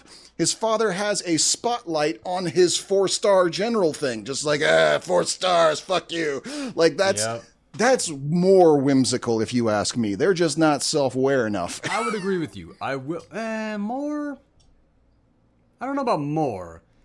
About the same, just less accepting of it. Okay, yeah, but I think that's intentional to show the thing was, speaking of his last words, the dad, the brother, I guess, as he's dying, what he says is, "This is going to make Leslie, played by Robin Williams, grow up. This is going to be the thing." So basically, he knows what's going to happen. He knows everything's going to happen, and he knows that Robin Williams is going to have to step up. He's going to have to grow up to actually make it happen. Exactly. So, he knows that putting his brother in charge of this factory is going to be a threat to everything they believe in, and his son is going to have to step up to save it. This is 100% intentional. We're finding out throughout the course of this movie that Robin Williams' father apparently is a goddamn genius. So, yeah. Yes. Just the way the building itself was constructed, which, by the way, I know you said you loved this song. This song was my nightmare. Like, the Happy Workers song?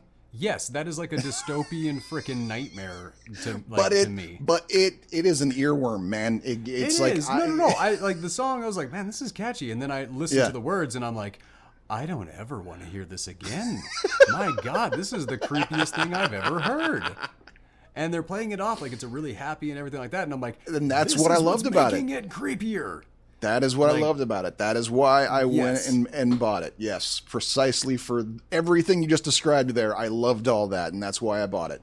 Sure. So you get Robin and Joan in their funeral attire, and just loving. I mean, like, even their funeral attire, it is funeral attire, but it is goofy. And I love it. He's like, it's time to go. It's like, I think I'd like to drive Dad's car. And then it turns out that the car is a bumper car, which he later references that he was born in a bumper car, which I believe it, actually. As far as the story goes, I completely believe that is a situation. Yep. I loved the eulogy broken by the gag and, like, the barrel of laughs. and how like every like and that it was not Robin Williams that made the gag. Yeah, and like he opens it up and he shakes it, turns it off, turns it back on. He's like, "Good one, Dad." Like, yep. I really love that. I mean, I felt a lot of love with that, but that's the thing with Robin Williams. You want to feel all the heart. Mm-hmm. That's who you brought in. I mean, absolutely, really, he can make you laugh. He just ripped it right out of your soul. 100%, yep. And we references this. What was the name of the artist for the soundtrack over the tour while the factory were going? Like the creepy one? What was it? Oh, that was Tori Amos. Yeah. Yeah, Tori Amos. Yeah. I thought there was going to be more about this, but with like the reference to the tin horns, I thought that was going to be like some part of Joan Cusack's code as the robot something, or something yeah. like that. I thought that was going to key in because they gave it too much attention. However, she kept referencing it, and there's even a tin horn sound in the Tori Amos song. Yeah, for sure. Yeah, so I thought that was going to reference something. I thought that was going to be like a code or a key to Dad's password for his computer or something. I don't know.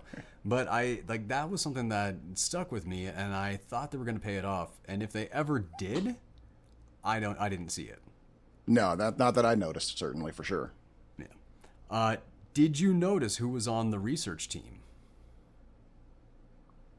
Oh, I noticed Yeardley Smith. That was it. Smith, man. She was the only one I recognized. And it was weird, too, because like when she first speaks, you don't see them. They're still watching the screen, and you just see like the silhouette of all the researchers there.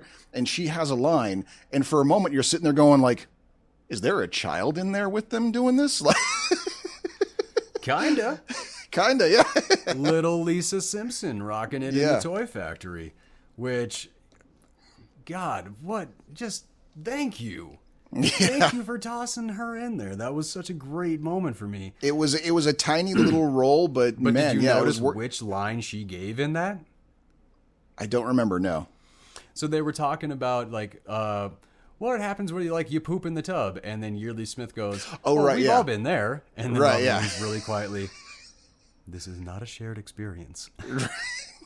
Yeah. Yep.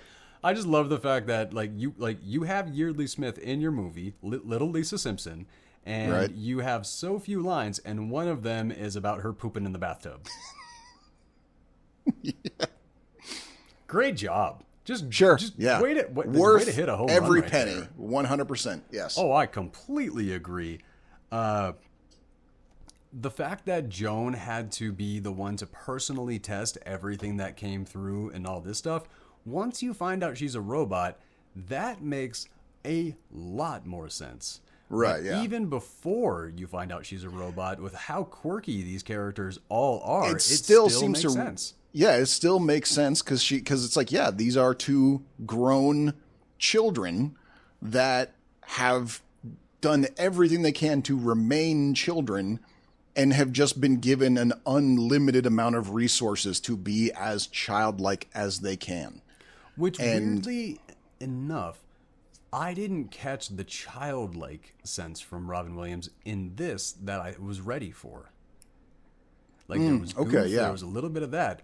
But what I felt this entire movie was he was goofy, but at every opportunity that there was something to be handled, he actually had all of the correct instincts. No, that's true, yes. Which have made it kind of like all that more, like understanding why he should definitely be in charge here. Yeah. But also at the same time, you can kind of get why he didn't want to be in charge, because at the same time he does. Well, I never caught the sense. Oh wait, no, yeah, you're right. Sorry. He likes being the kid. Like, I think for him, it's more of the case of like, no, one of the things I love about this place is that my dad is the one in charge and no one else should be. He doesn't want to take his father's place, even though he's perfectly capable of it. Yeah, you're right. I think he was kind of, is it Gillian Anderson? Is that who was in Don't Think Twice? Yeah. Okay. So or Gillian Jacobs. Sorry, Gillian Jacobs. I'm yes. Gillian Jacobs in Don't Think Twice. In her character, when we were talking about that, she was happy where things were, how things were. She didn't want them to change. She didn't want to go. So when his father passed, there was a change, but he didn't want there to be. Even though he was the right person to do it, everything like that, what his father knew was that he had to see that he was the right option for it.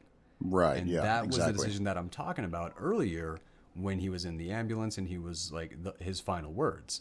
Right. He knew he was ready. Leslie, Robin Williams' character, didn't know he was ready. Right. And that was the main thing.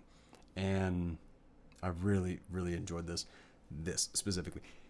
Jack freaking Warden just showing up on a deathbed in full military uniform. And then you get the uncle sitting there like, no one accepts me as a real American.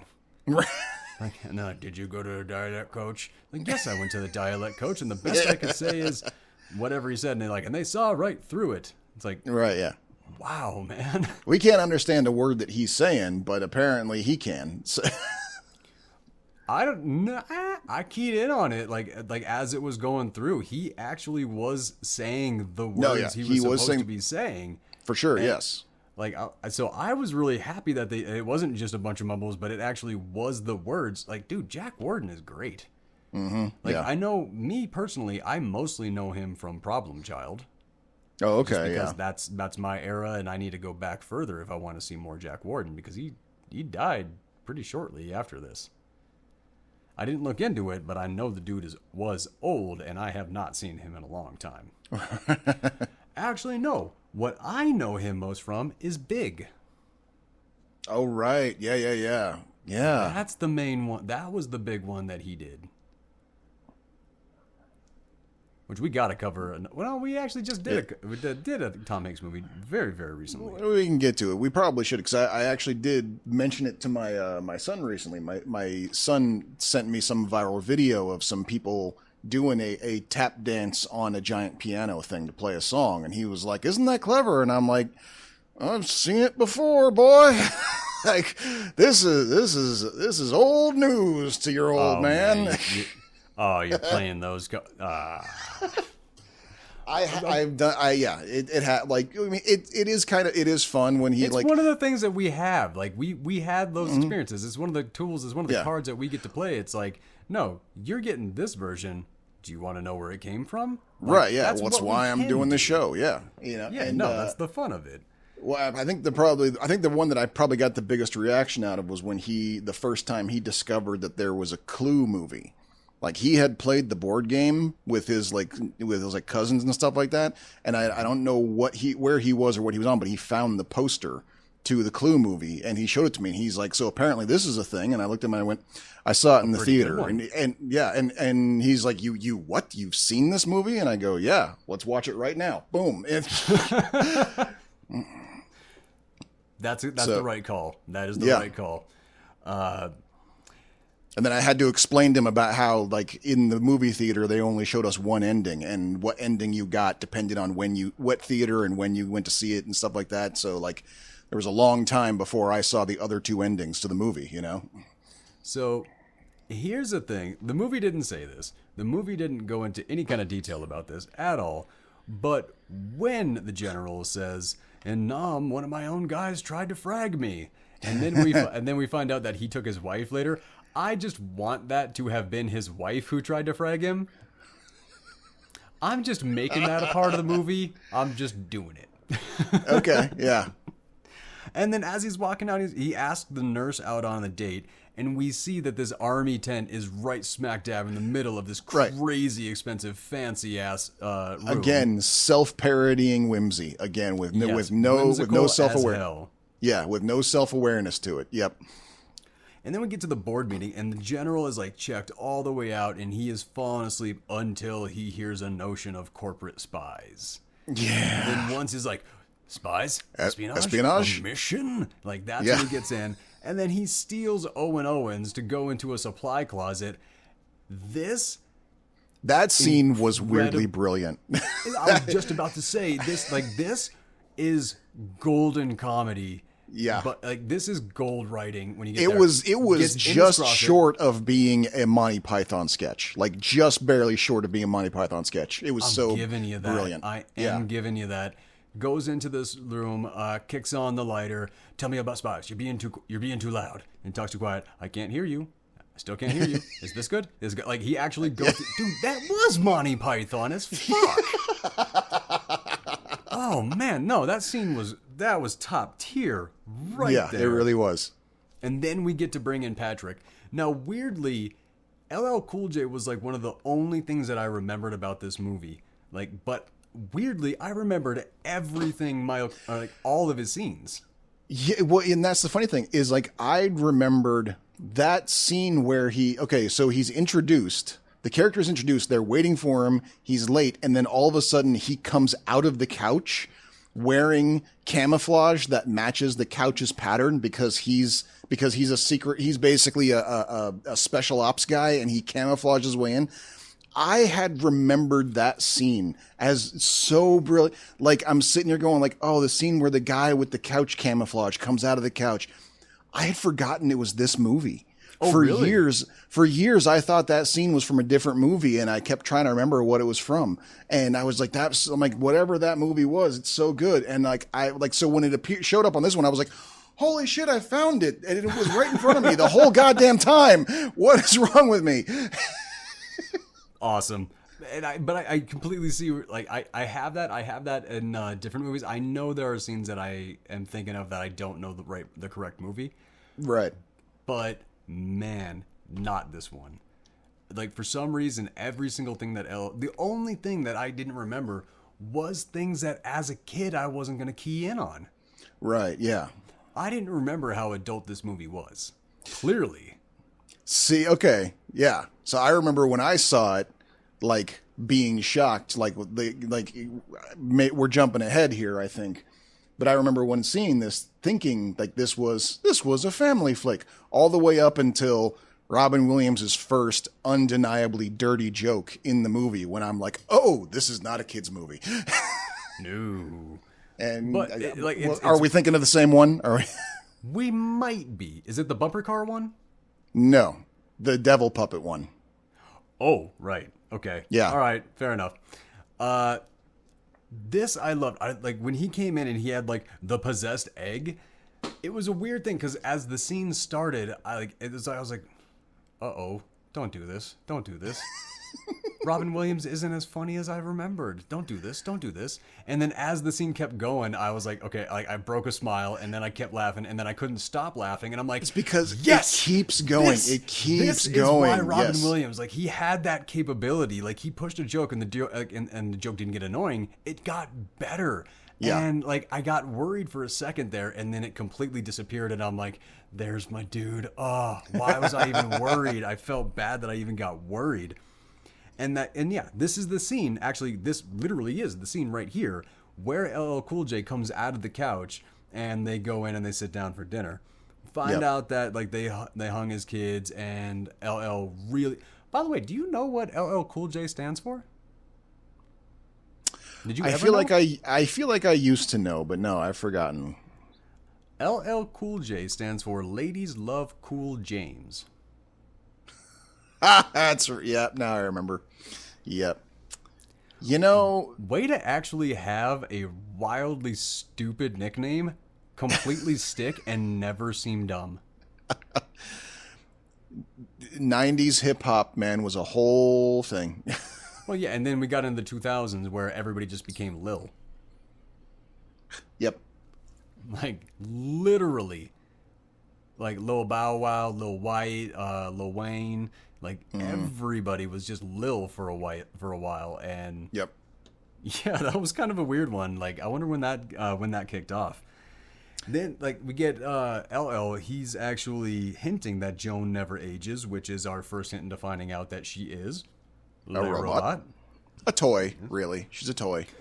Yeah, a big toy. Like, because he said at the end of the movie, Dad thought that I needed a sister. Like, because Mom died when I was so young, Dad thought that I needed a sister, so he built me.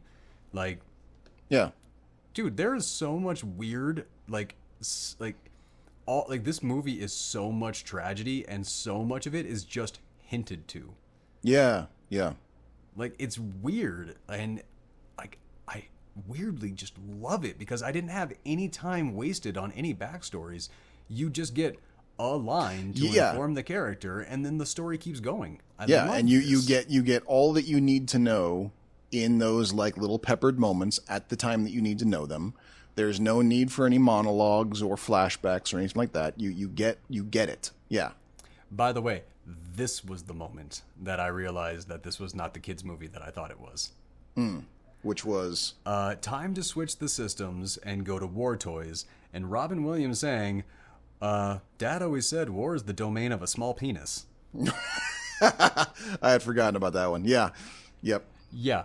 I did not catch that as a child. I would not have caught that as a child. See, and oh my God, that line is incredible. Like, I've never heard a line like that. Yeah, I didn't catch it as a teenager when I first saw this movie. So yeah, it flew right by. Yeah, like I said, I didn't realize this was an adult movie until like 6 scenes later. You know. No, that was The small penis thing, I would not have caught that. I probably laughed at just hearing the word penis when I was a kid, but I didn't understand the joke. Right. This was another thing about LL's character, was he's just nonstop, constantly in training. And I think I saw that character and just took that as my own personality for like the next 20 years. Honestly, when you met me, did I ever stop?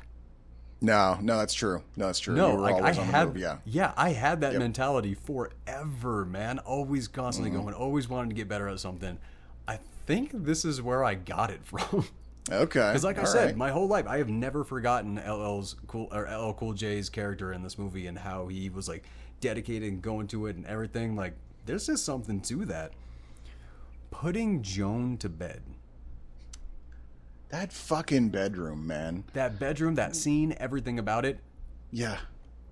Dude. This movie went way harder than it needed to, like in every aspect. 100%.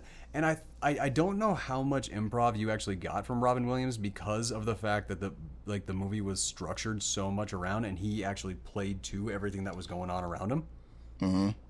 So I don't know, because a lot of that had to be choreographed. Like when he puts his sister to bed and the duck comes down and closes in on her and he says goodnight to her, and then he walks away and he says goodnight to the duck and the duck quacks back. Dude, this movie goes hard. Yeah, no. It's crazy. But what I really enjoyed about the wisdom in this, because, and I thought about this after she delivered this line, because the scene prior to this, treat your friends like your enemies and your enemies like your friends. Or and everything like that. Yeah. Then you cut right over to this scene and you get treat your friends like your friends and your enemies like your enemies, which when you look at that, you have both of those are very wise statements in situations. If you are a soldier, you are in war, you are in this and all of that, then yeah, you're dealing with the potential of spies and all this stuff. You do kind of watch what you say. You keep that and you only trust your absolute trusted. I get that. Right. But as a healthy societal living as part of a civilian, you don't treat your friends like enemies and you don't treat your enemies like your friends. If you have enemies, the thing to do is get them the hell out of your life. That's the healthy thing to do. Yep. You don't treat them like your friends. You don't keep them around because that's just going to keep hurting you. Right. And you don't treat your friends like enemies. You anybody who thinks it is an unbelievable moron. Right. or they're one of those people that actually does kind of understand that if you choose the right person and treat them like crap, that'll get that person to be completely loyal to you forever. Or until they get healthy. Right, yeah. Which is a whole different problem than just being stupid. And that's what I'm saying. Like both of these statements carry their own set of wisdom with it, but it is a situationally dependent type thing. Right. And like the general is constantly talking about it throughout the movie.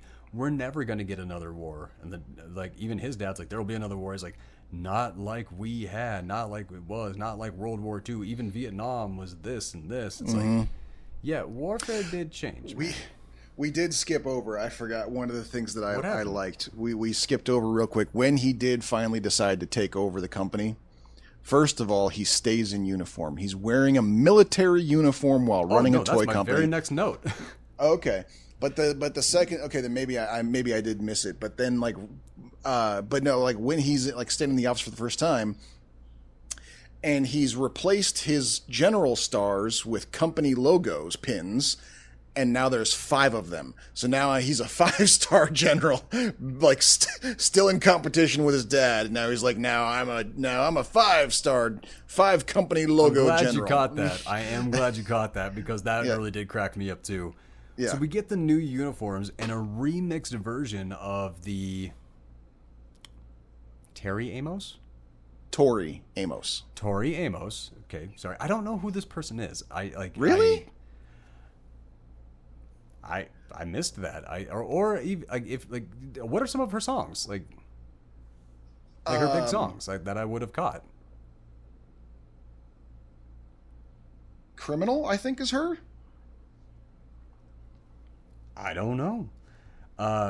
But the new uniforms, the uniforms, I'm not going to lie, they were snappy. I liked them. Everybody looked pretty good. But then the remixed version of the song, it didn't make it, weirdly, I think some people would find it less creepy. I found it just as creepy, if not a little bit more. And Robin Williams coming in on another meeting and having no, sorry. the Criminal is audio Fiona Apple. My bad. Okay.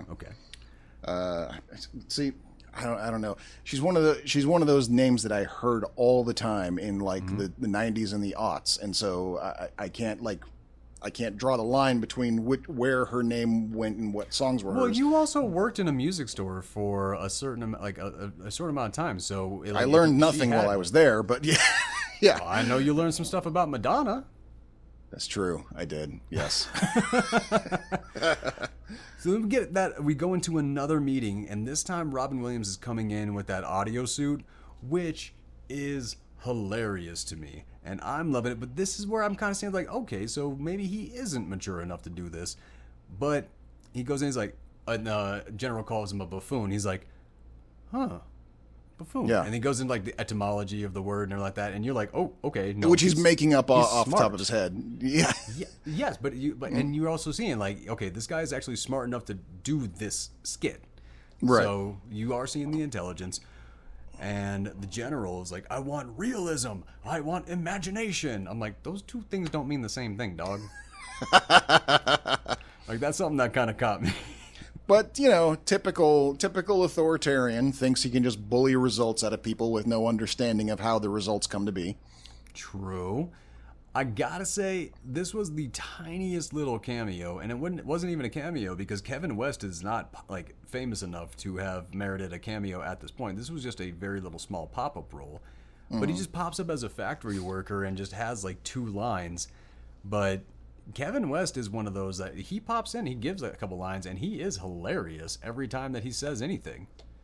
I don't know if it's maybe just the way he looks or something, but he is just funny. Robin is showing that he'd actually have been a wise choice until he walks out and he goes, I've been a bad boy. Because I thought he was going in there trying to get a laugh out of the general. I didn't think he was actually going in there trying to annoy him. Which, you know, if you grow up in a prankster family, that is kind of the same thing. Thank you. No, I do get that. Now we get our introduction to Robin Wright. Which, yes. What a wonderful introduction. Just the way, like, when they come in and they're like, I want to know about your duplication. Do you duplicate alone? And he's like, and she's like, well, that's kind of a personal question. And I'm like, okay, I immediately love you. Yeah. But then LL Cool J is like, I want to know, like, are you messing with my duplication investigation? Like, all, like, how he's doing all that. I'm sitting there, I could not stop laughing as I was going. Yep. Then he gives an interrogation for the duplication investigation inside the copy machine, just face to face right with her. That, whoever came up with that, I fucking love you. That was too damn funny. But then you see Robin Williams come around the corner and you see like authority come out of him. Like, what the hell is going on here? Like, you can't talk to my people like this. Yes. Yeah, you kept seeing a good leader coming out of him. And that's something I really did enjoy. Although we do now, this is where we get into the messy stickiness of this thing. Yes, I was going to say, go ahead. Yeah, because he may not be the owner of the company, but he is effectively second in command. He is the founder's son. He is clearly like for him to be immediately hitting on an employee right out of the gate, wildly inappropriate. True, and I had some struggles with it because what he said right away was very red flaggy. Like, get over it or move on. Like, those are your two options. It's like, wow, dude, you just, like, today's culture, you would have walked right into a lawsuit with that one. Right. And then he kind of lost me when he said, maybe you should smile. Because I was like, dude, you don't say that. But then I realized what he was saying. He wasn't saying that really to her. He was saying that to himself, that he should make her laugh. Because that's what he goes into. It wasn't like, haha, you'd be pretty if you were smile. It's more like, oh, you're having a bad day. I should do something to make you laugh. That was what that was. So immediately he lost me, and he immediately wrote me back in. So, I mean, that's the thing is, like, it's kind of one of those half and half, because we, as the omniscient audience, we can see he is a good guy. He is harmless. But it's like, from any other outside perspective, this is a sexual harassment lawsuit immediately. Yep. This is problematic immediately. And and what's worse, it gets worse, because the hints are dropped that the only reason she was hired was to hook up with him. I don't think that was necessarily all. I don't think she was only hired for that. I mean, she went for the job. She did all this. She got like the interview. She specifically says that his dad during the interview, he said, "My son's gonna like you." So my son's gonna like you. Yes. I'm not thinking that also the first in the room. The first time that they're having lunch together in the cafeteria, Joan Cusack sees them eating together, and she says, "Oh, he finally noticed her." They were meant to hook up. That was the last thing that Dad did before dying, was he set up brother to take over the company, to force him into coming into taking responsibility, and setting him up his potential wife for when he takes over the company and is ready to settle down. That was entirely orchestrated. I can see that, but I can also see the other side of that, because just because you meet somebody that you know, it's like, man, I know somebody that is gonna like. So like I'm saying, I'm not gonna say that she was specifically put in it and she only got the job because of that. We don't know if she only got the job because of that. Yeah, I'm thinking during the interview, how she was, the quirkiness and everything like that, because we see how quirky she is before we even see Robin Williams in the room with her. So I'm thinking that during the interview, like, his dad just got really excited and like, man, I can't wait for my son to meet you. Her job is running the copy machine. Why is the CEO of the company even interviewing her in the first place? That is a good question, but So, like, I mean, but again, this becomes a thing where we, as the omniscient audience, can see that it's all okay, because we can see that Robin Williams himself and Robin Wright herself are completely innocent bystanders to these machinations, and what does happen between them happens organically and naturally and works out fine, because we, with that omniscient audience superpower, can see that it's okay. If not for that, everything from the outside, this is basically there's nothing okay about this from the outside at all. The only reason it's okay is because it's Robin Williams and it's Robin Wright, and we're an audience that we can see everything. That's the only thing that makes it okay. It doesn't hit me the same way, but I do see where you're coming from. Having this, like, literally so many hints to the fact that she's a robot. Everything that she eats is pills. When she goes in from a sandwich, she wants an applesauce sandwich. She's like thinking, okay, fine, I'll just have another mayonnaise sandwich. It becomes one of those, thinking back to the first time we saw this movie in the theaters, how did we not see it coming? It's so fucking obvious when you see it the second time around. Like, they could not have told us more times ahead of time, and yet when it's revealed, we are still all... Oh yeah, when her head pops off, my God. Yeah. But that moment, like this moment where she completely just decimates LL Cool J. And in the kindest, not even passive aggressive, just a very just like out front, very, like, cuz I would call this upfront, somewhat aggressive, everything like that. She just had no malicious intent behind it, so it didn't come across that way. Right, yeah. It's like, you guys are exactly the opposite. he's like soft on the outside and strong on the inside. You're the exact opposite. And the way that it sits with him for a moment, he's like I love that. Yeah. Like, that was such a great... And he has no comeback to that. Yeah. Yeah. Because it wasn't even a diss, and it comes from a person that you, like, obviously you see that he actually respects and loves. Like, LL Cool J's character, Patrick, is not a bad guy. He's not a bad character. He's not, like, in any way. Yeah. In fact, a good majority of his turnaround of what takes him from antagonist to protagonist is the fact that from the onset and all the way through, he holds on to the fact that he actually does give a shit about his cousins. Mm-hmm. He sees them as family and treats them as such. And the more his dad starts treating him as the enemy is the more he starts pulling away from his dad. Yep. And yeah, this was the moment for me. Like right when they come out and they have the super colorful, because that's the thing. He's quirky. He's whimsical as well. So he keeps the military style, but he's also got like the colorful field. It's toy camouflage. He's wearing toy camouflage. Yes, which just good God. Yep. And then we cut to we got Joan Cusack. Go ahead. My absolute favorite scene, though. My absolute favorite scene was not the bathroom.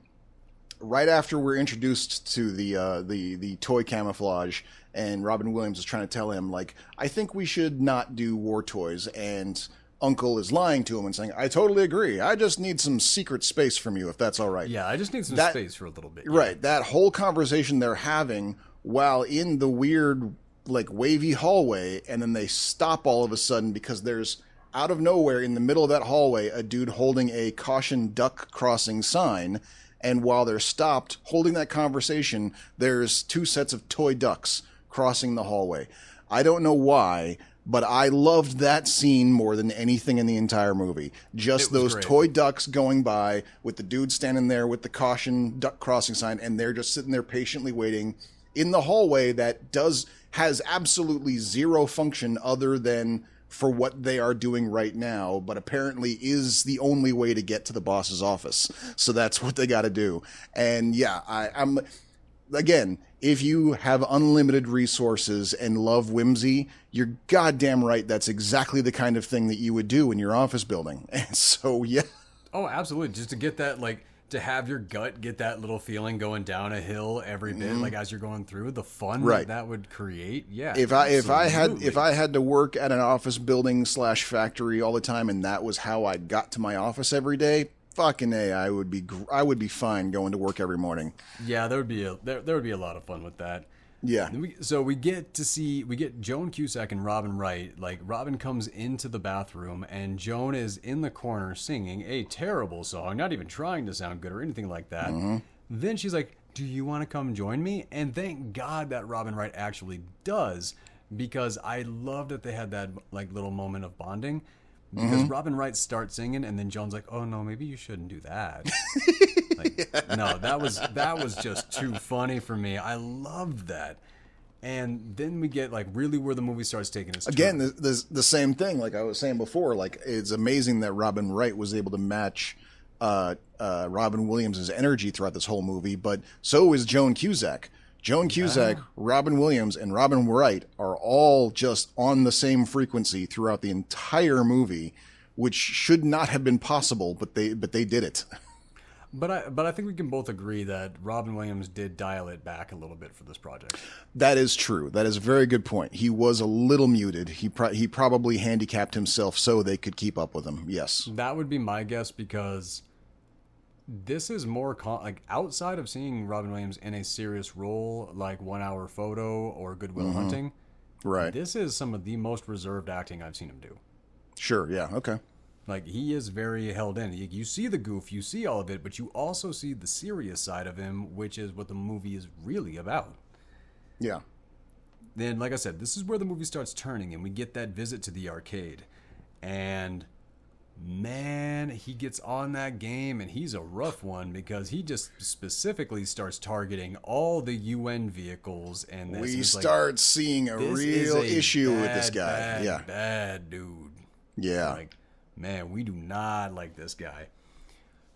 Then we get to see Joan rocking some VR, and I gotta say, this whole scene, I love that. she has the earpiece stuck up her nose, right? Which is hilarious because they really play that joke because they've got the whole experience thing. She's got the thing stuck in her nose, and he even says we put a different cartridge in, and it's a whole different experience. New sights, new sounds, new smells, the whole thing. So it all like for a second there it makes sense until she makes a comment how the nose thing is uncomfortable, and he goes, "Oh well, that goes in your ear." Like that, like that just makes it so much funnier because they went the whole route of making it make sense and then went, oh no, actually it is nuts. Yeah. Well, that's why I was saying and Robin Williams performing on this very subdued because even how he did that, you put that in another project, you put that in Mrs. Doubtfire and it would have been like, oh, that would have like all these things. Right. And it would have been really over the top. Yeah. But seeing him be this subdued, I honestly While also still getting that vibe out. You could tell that his character is genuinely giddy about this project that he's been working on. Yeah. So where you were saying, we kind of both have talked about this a little bit. Robin Williams' character doesn't really have the ability to take no as a no in this movie, and it is a little bit problematic to watch. It does kind of make you uncomfortable. Right. But that's that kind of line, like where you toe the line, where there are still women who want to be challenged. Those women did not disappear from the face of the earth. Right. And the reality is it's situationally dependent, and you have to have the skills and be smart enough to know when a woman is flirting with you and asking for a challenge versus when this woman is not interested. Right. All right. So like I was saying, like Robin Williams, his character, a little bit problematic because she's on a bike driving home, apparently, still has training wheels. And which just a funny little thing to whose decision was that? Was that the director's decision? Was that Robin Wright? Was that Robin Williams? Who made the decision? Whoever it was, they nailed it. Yeah. Like they really did. And I love that she's like, well, you're just trying to live. And she's like, what are you doing? He's like, oh, I'm just trying to get laid. Right. Completely went past me. But the little devil pops up because I want to get laid. Like that. Like for me, that was the moment I was like, "Oh, this is not a kid's movie." That was. Nope, that was a moment I was like, "Well, Yep. I did not catch that when I was younger. I know that for sure." I remember when I saw this as a teenager. There's a part of me that thought like, "Oh, I've got to do that. Like, I got to get me a little devil puppet to take around with me everywhere to just do that for me." I'm glad you didn't. Yeah, me too. No, in hindsight, I'm glad I never found a devil puppet to buy to carry around with me. But yeah, there was a good couple days there where I was like, I have found the answer to all my problems. And as it turns out, that just would have been the key to a whole new set. Teenage me was not that smart. Oh no, we've kind of established that neither of us were intelligent at all as teenagers. That was not a thing. But then she tells him like, you don't take things too seriously, do you? And the thing is, he's like half and half on this.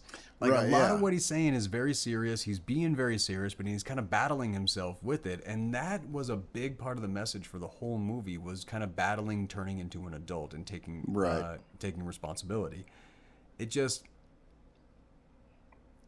was subtle.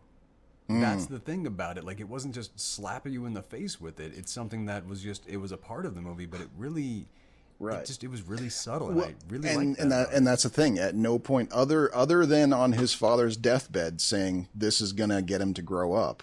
You know, other than that, at no point did any of the characters, including antagonist Uncle, no one ever turned to Robin Williams and said, why don't you fucking grow up? Well, no, he didn't want him to grow up because he wanted control of the company, so... That's true. Yeah, that's true. Yeah. The general, speaking of him, perfectly calling the future of warfare all the way up until the price. Right, exactly. That's the crazy thing is we got that. We got the tiny remote control toy planes controlled by children who were raised on video games, but they're somehow more expensive than the fighter jets we had back in the 90s. Who the fuck was in charge of that? I'd like to know. Yeah, no kidding, man. And then talking about flying the Beechcraft into Red Square, I meant to look up if that was a real thing. I think it was, but I can't remember. And then this was the moment you were talking about. Robin Williams trying to confront the general, and he actually does try, and I felt like he actually did do a decent job. He was just a coward. Mm-hmm. Like, he gave in to literally everything the general said, and that was where he really lost. Well, and I think that comes to his kind of like, he's not quite as bad as Casey Affleck was in Drowning Mona, where he's too nice for his own good. I think for him it's more of a matter of hope, because like that saying that his sister said, treat your friends like your friends. He's still in the situation where he's desperately hoping his uncle is his friend, and so he's trying to treat him as his friend, and so he is really, really trying to trust him, trying to be a friend to him, because at this stage in the story, he still wants his uncle to be his friend. I'll give you that.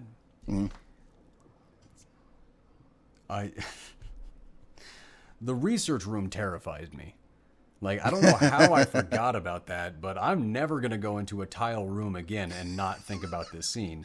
That is a guarantee. With just the added brilliance of when the walls start closing in, the shapes that are coming out are all Tetris shapes. Yep. I mean, like that was. It's one of those things where it's like, you know, it seems so bloody obvious in the aftermath when you see it, but you know somebody had to think of that and make that decision while they were in pre-production for that to happen. That was not something, that was not a Robin Williams riff. That was something that someone had to think up before they even started filming, you know? And so that's what makes it that much more impressive. I will give you that. Absolutely. The general is bringing children in. And I love this line from him. He's like, he better be making something really cute or I'm going to be really annoyed. I know, right? And yeah, the whole building keeps shrinking. And yeah, Joan goes to visit dad, and those batteries that were only supposed to last a few hours are still chuckling out of the ground. I thought that was great. And then just hearing Joan Cusack in this movie say that we're going to be in the shit house, I was like, there's cussing in this movie? What? How did I... Well, we've already got Dick and Laid up to this point, so, you know, shit really is just kind of a foregone conclusion now. True, but I guess I can't even remember if they would censor Dick out of TV show or like movies and stuff like that, because at that point, like, people were saying bitch on TV, so I'm not sure where we were at. I think it was a context thing. I think they would let it get by if it was someone was being called that. Like, if you said to someone, "What a dick," that was allowed through censorship. But actually, reference of male genitals, as it, you know, like the small dick joke probably would have been bleeped out or something like that. Okay, I can get I can get on board with that. I can see exactly. If my vague memory of watching basic cable back in the 90s is correct, it seems to me that's how it rolled. Sure. So then we get the Robins walking through the props, Williams and Wright. He's right on the edge of growing up. You can really feel that battle, but like I said, he's a coward. And then when, like we were talking about this earlier, where his dad hired her and said that he'd like him. We have two different points of view on that one. Yeah, I'm sticking with mine. I can't. Yeah. He tells him that they aren't children. They just oh. So when Robin Williams goes to the general, he's like, "You're bringing children into here? Like, what's going on?" He's like, "No, it's just lessons on forced perspective. You're on the third floor. If you're on top of the entire state building, they look like ants, but you're on the third floor, so they look like children." Which, I mean, the balls on this guy to do a Robin Williams routine to Robin Williams. Can you imagine that? Like, wow. Who do you think you are, sir? But it worked. It worked, and it was funny. It worked really well. Yeah. No, and then I like this. How do we get in? MTV. That was a great. That was like I felt like the childlike wonder that came out of that. Which, by the way, let's just go right into that, because I want to talk about how that whole thing when they rolled in the giant screen and pushed it towards the camera so that they could do that whole display in front of the security camera. Mission Impossible blatantly ripped that off. Blatantly, shamelessly ripped that off. Oh my God, you're right. Yeah. Now, I think we can... Now, here's the thing. I'm pretty sure that specific Mission Impossible was written, or at least co-written, by Simon Pegg. So I'm willing to say it wasn't a ripoff, but an homage. But still, it's close. Okay. All right. I'll give you that. I gotta say, I actually did enjoy the music video that they played. It kind of reminded me of a real one. Yeah, it had kind of a Devo feel to it. Yeah. I could not find any credit about it in the soundtrack credits on Wikipedia. It wasn't listed as one of the songs on Wikipedia, so I don't know where that came from. Yeah, no, it was a surprisingly decent song for what it was. Yeah. And then having him walk in and sneak in, and he basically sees Ender's Game. Like, that's exactly what is happening around. It is precisely what is going on, yep. How smooth he was cruising around all tiny-legged like that. I'm sorry. Robin Williams, you are a god word. That's a classic Robin Williams thing. Like, no one can do that like he can, except maybe Howie Mandel. Oh, I'm curious to see him do that. All right. But then, like, he tries to escape from running away because he broke in and the alarms are going off or whatever. And then he falls into the giant well, and the general shows up, like, rooting for him to die and all this. Yeah. It's like, okay, we're not even pretending that this guy's not a psychopath anymore. It was weird how this massively dramatic moment was even still directed like a comedy, because everyone steps out in another door that you didn't know was there until they opened it. Mm-hmm. So that was almost... So it's this weirdly serious scene, which appears to be Robin Williams' life on the line, and it's being directed like a comedy bit with, just like, this door opening. Oh my God, this door opening. Shut it off. This door opening. No, leave it on. And like with the weird silhouette lights and everything. Like it was directed like a comedy scene, but was deeply serious. It was... But I was laughing the whole time. Yeah. I was having a damn good time. So the spy bot finds the Robins because, number one, you don't underestimate Mork. Right. That's just not a thing you do.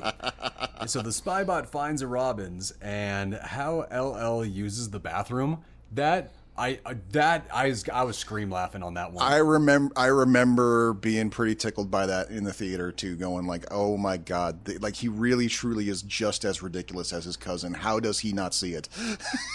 I mean, he's on the toilet and like everything like that. Not a good time. And then so to describe this, 2 stalls. You see three. You see 3 stalls. You see 3 stalls wide.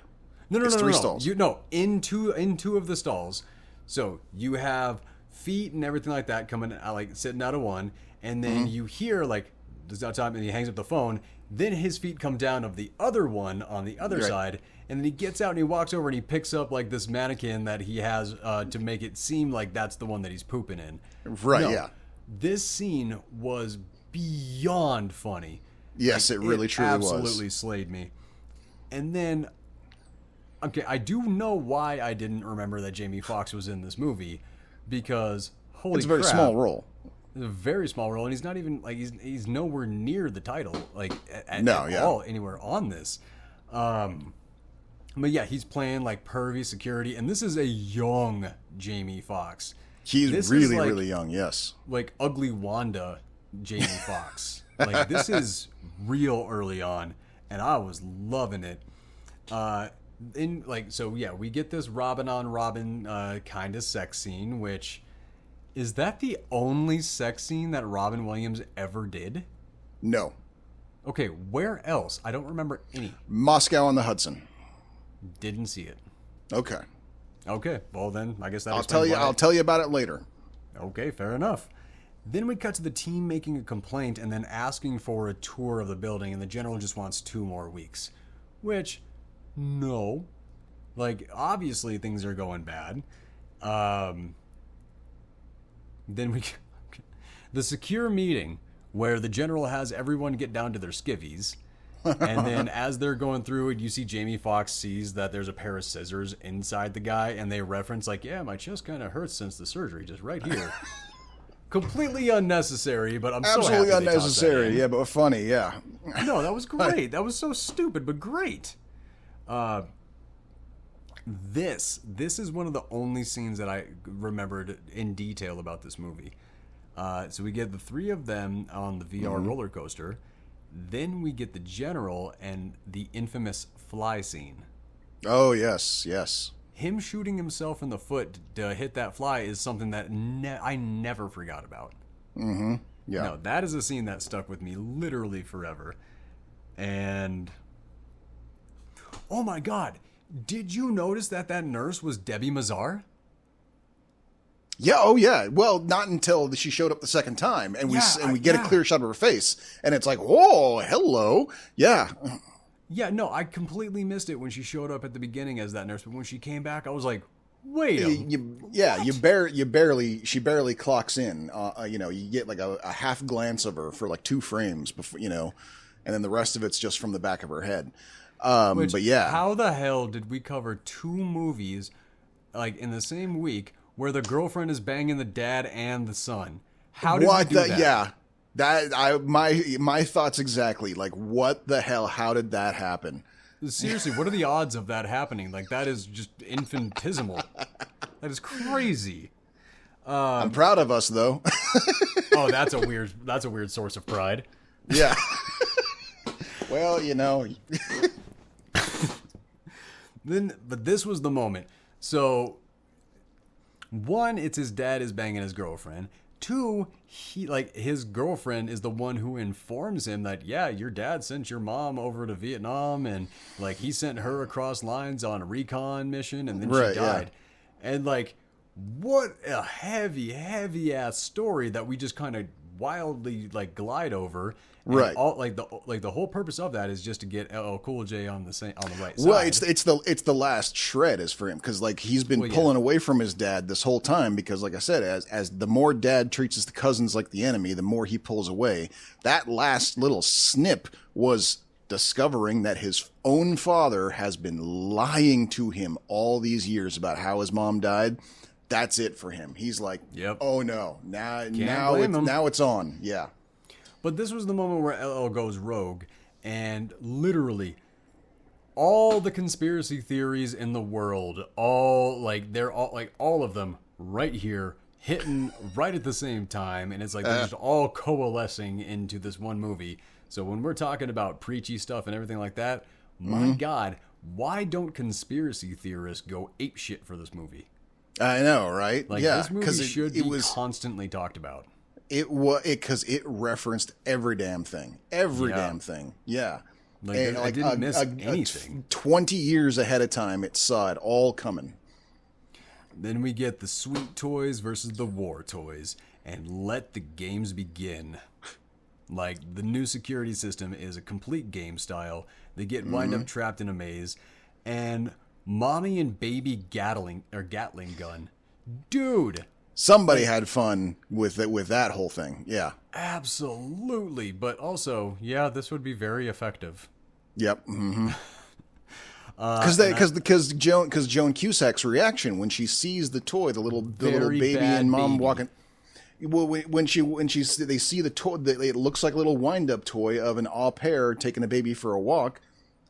I don't care who the hell you are, you're going to have the same reaction of bending down and sticking your face in it and going, oh, how cute. Yeah, that's a very effective way to get someone to put their face in your gun. Yeah. Yeah, I'd have to say so. Okay, so here's the thing. The CG on that ball was not bad.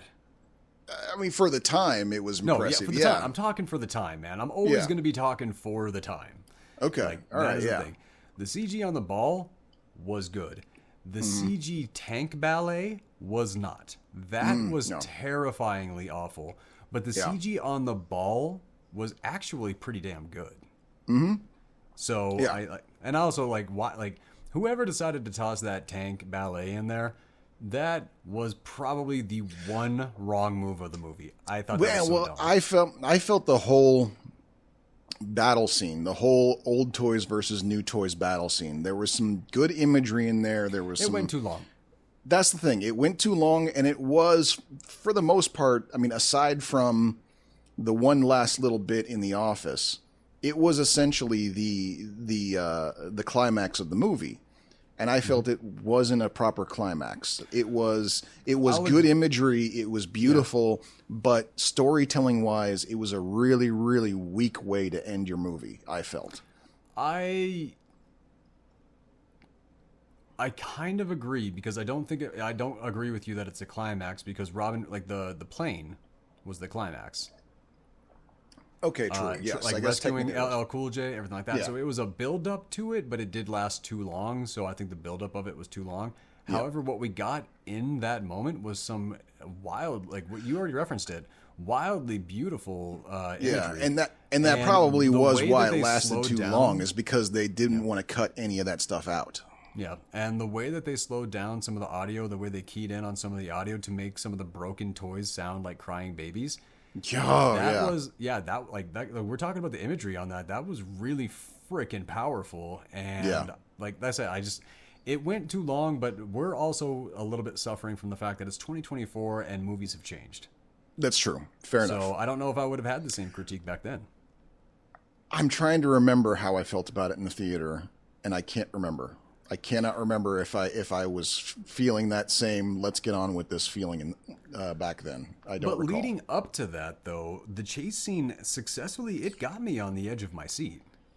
The score was going there. The composer completely nailed it. Like, I was really like ripped in on that. I was ready for it. And then just the dialogue that Robin Williams gave during this moment kind of made the scene worth it, even if it did go a little bit too long. Excuse me. Fighting fire with marshmallows, and then let's wind up the troops. Yeah. I'm sorry, like that moment, it just, like, it got me.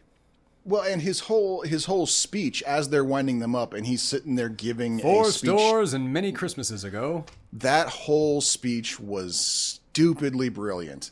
Like, yes, it was. I'm not even a fan of puns, but this pun heavy garbage was gold. It was really, like it was. And the thing is, there's no way of knowing if Williams improvised that bit or if it was part of the script. You never know when it comes to Williams, but either way, it's like, my God, that was good. That was a good speech. That it was. That was funny and delivered, like, the whole thing. Like, and what got an eye roll laugh from me was the front of the helicopter popping out, and then the perfectly designed little finger coming out to press the elevator button. I loved that. I thought that was funny too. My eyes rolled like all the way back. I was looking at my spine and laughing. But that just goes along. But that just goes along with it. You know, the whimsy. Like, even the military man is a parody of himself on how whimsical he is. You know, and that just played right into it. That they had the little helicopter that could do elevators by having a little robotic finger come out and press the button for it.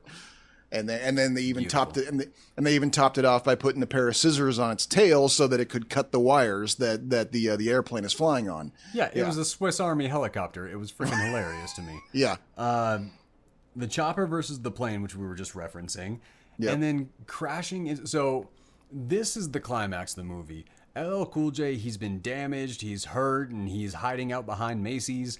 And Robin Williams climbs up into the plane and starts sliding down. And that little chopper comes by and messes up the price trajectory. Oh, and he crashes into the building. Go ahead. Real quick. Let's not forget. You know, this one has this prediction hasn't exactly come true yet. But considering everything else in this movie, the fact that they have a very obvious image of tanks rolling through Manhattan. Remote-controlled tanks rolling through Manhattan. That image is... Are we treating this like a Simpsons episode, and we're just saying it's all going to happen? I mean, everything else that they showed in this movie was prescient. I mean... Yeah, I got to give you that. It really was. But when Robin Williams pops into this office, and the planeswinger's is like, "You give up? You thought I was a fool." Yeah, swinging back and forth, getting right. That was, yes, beautiful, both in comedy and in cinematic imagery. I mean, Williams and Levinson were a great team. So speaking of calling out the future, Robin Williams telling them, "You tried to kill us all." And then the guy goes, "Can't you take a joke?" I'm sorry, how relevant is that to today? Yeah, I know, Like, right? Jesus. Literally, people don't understand what the hell jokes are. Right. Yep. Like, it's like, no. Yeah, whatever. And then Robin is like, you tried to kill us all. Like, you did all this. Call me crazy. That's not a joke. Yeah. Like, I really did that. And then the moment when Joan Cusack comes back in and then, like, her head gets popped off. Well, and she right before, she literally says, and the best part is, nobody got hurt. And then, boom, she explodes. Yep. And then does Robin Williams' reaction like, oh, no, you broke my sister. Yeah. And then, of course...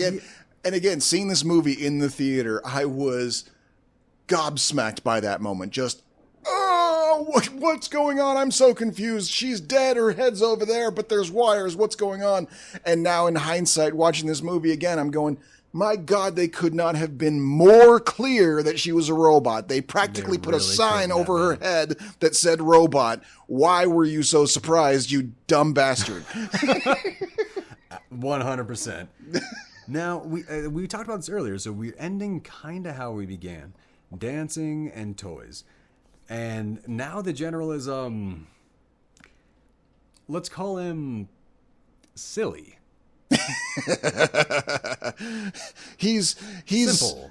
Yeah, he's got other issues to deal with. He's not concerned about the toy store anymore or the toy factory anymore. He has he's other ready things to play on with, his mind. with other toys. Like he's ready to just hang out with his dad in his military uniform in the deathbed tent. Yeah. For some reason. Yeah, Which, we don't see exactly. Mention it. The thing that was in the well that we were referencing, that like Monty Python bit coming through. Right. That's the thing that comes back and winds up taking out the general at the end. Right. Which we were never clear exactly what it did to him, other than now he's bedridden right next to his father and very happy to watch toy soldiers just roll by him, for the rest of his life. Yeah, apparently. Yeah. No, he is so silly. He thinks Mono's Hands of Fate is a great movie. Right, like, exactly, yeah. That's what we're talking about here. And Hot Nurse is still there. Good for her. Yeah. She's loyal, Maybe. I don't know. We don't know where she's at with the son still, but, Oh, God. You know what? I immediately removed that from my brain. We just talked about it like 2 minutes ago. And I immediately removed it from my brain. But, okay, I will say... having LL Cool J literally just disappear into thin air, and then Robin go, Patrick? Like, yeah? Like, just checking. Right. That was such a brilliant That was the ending. That was the payoff. That was the payoff that now Patrick has learned to embrace the whimsy. He's still a soldier, but now he knows he's a whimsical soldier. So now he did the disappearing act just for them, knowing they'd be like, hey, and he's like, yeah, I'm right here, and they're like, all right, we get it. I love that. And they all applauded him. All three of them standing there applauded him. Well done, sir. Well done. He's still a soldier, true and true, but now he is well aware that he is a member of this family. Perfect ending. So. Because this was my choice, I'm going to give the final thoughts first. Okay. Must see. Hands down, must see. There's 1, Robin Williams. 2, Joan Cusack. 3, Robin Wright. You can't, these are 3 unique performances from these actors that just, oh my God. Plus throwing on the social commentary, some of the throwback music, seeing comedy of that era, and also... basically comedy that would have worked if it came out 15 years later. This movie was ahead of its time. 100%, yeah.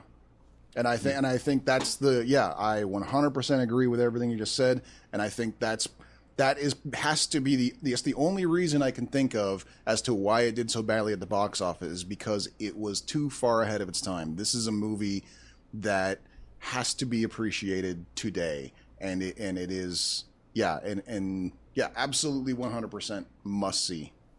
All right, so let's figure out our next week's movies. Okay. Well, I had a movie that was not on my list until yesterday because it came up in conversation with one of my kids. It is another Robin Williams movie, though. Are you okay with doing 2 Robin Williams movies in a row? Depends on what it is. Okay.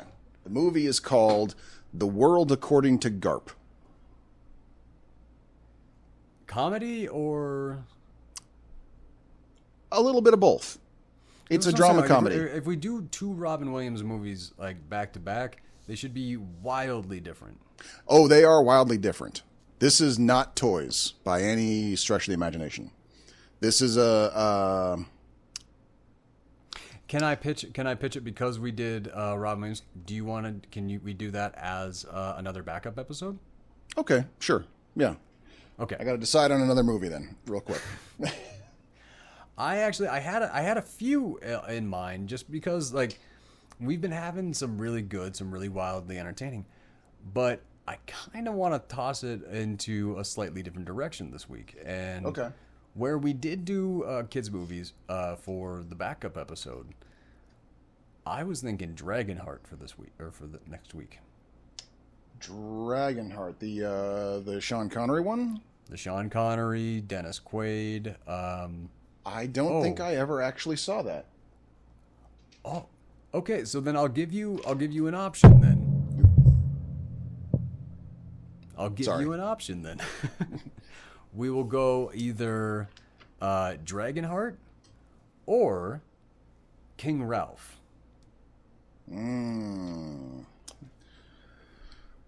I think I'm going to go Dragonheart because I feel like we're going to do King Ralph eventually. I know that has been near top of your list for a while, and I do. And before after we did that last episode, that backup episode, I did not watch King Ralph. I did pick up the Good Golly Miss Molly scene though, and I watched it right after we ended the show. Okay. All right. So Dragonheart. All right. What do you got for me? Okay. Oh, do we have any I've suggestions? got a documentary for us called American Movie. Documentary? A documentary. You've never heard of it, I take it. Well, I didn't think we were doing documentaries. I mean, this one. Okay, here's the thing. And I can probably get more into why when we cover it. But this movie gave me a mental breakdown. Like, after I saw this movie, I went home, had a full-on panic attack, and cried like a bitch for like an hour straight. Not for any reason that you can think. It was literally a personal thing. Because this is a movie about 2 guys making an independent film. And it's, for anybody else in the world watching this, it's funny as fuck. It's absolutely fucking hilarious. For me, it was hilarious, and then gave me, as an unsuccessful independent filmmaker, it gave me a straight up existential crisis. And you really want, I mean, you know every story that's going to kick up if we start talking about that. It's kind of worth seeing, in my opinion. Well, I'm not talking about seeing. I'm talking about when we cover it, all the stories that that is going to kick up and remind us of, and everything like that. Like, I'm double checking with you. Is that? I think that's workable. I think that's workable. All right. Then that's what we'll do. Give me the title of it again. American Movie. All right. So next week it is going to be Dragonheart and American Movie. Thanks for tuning in. Thanks for tuning in. See you next week. Thanks again, guys.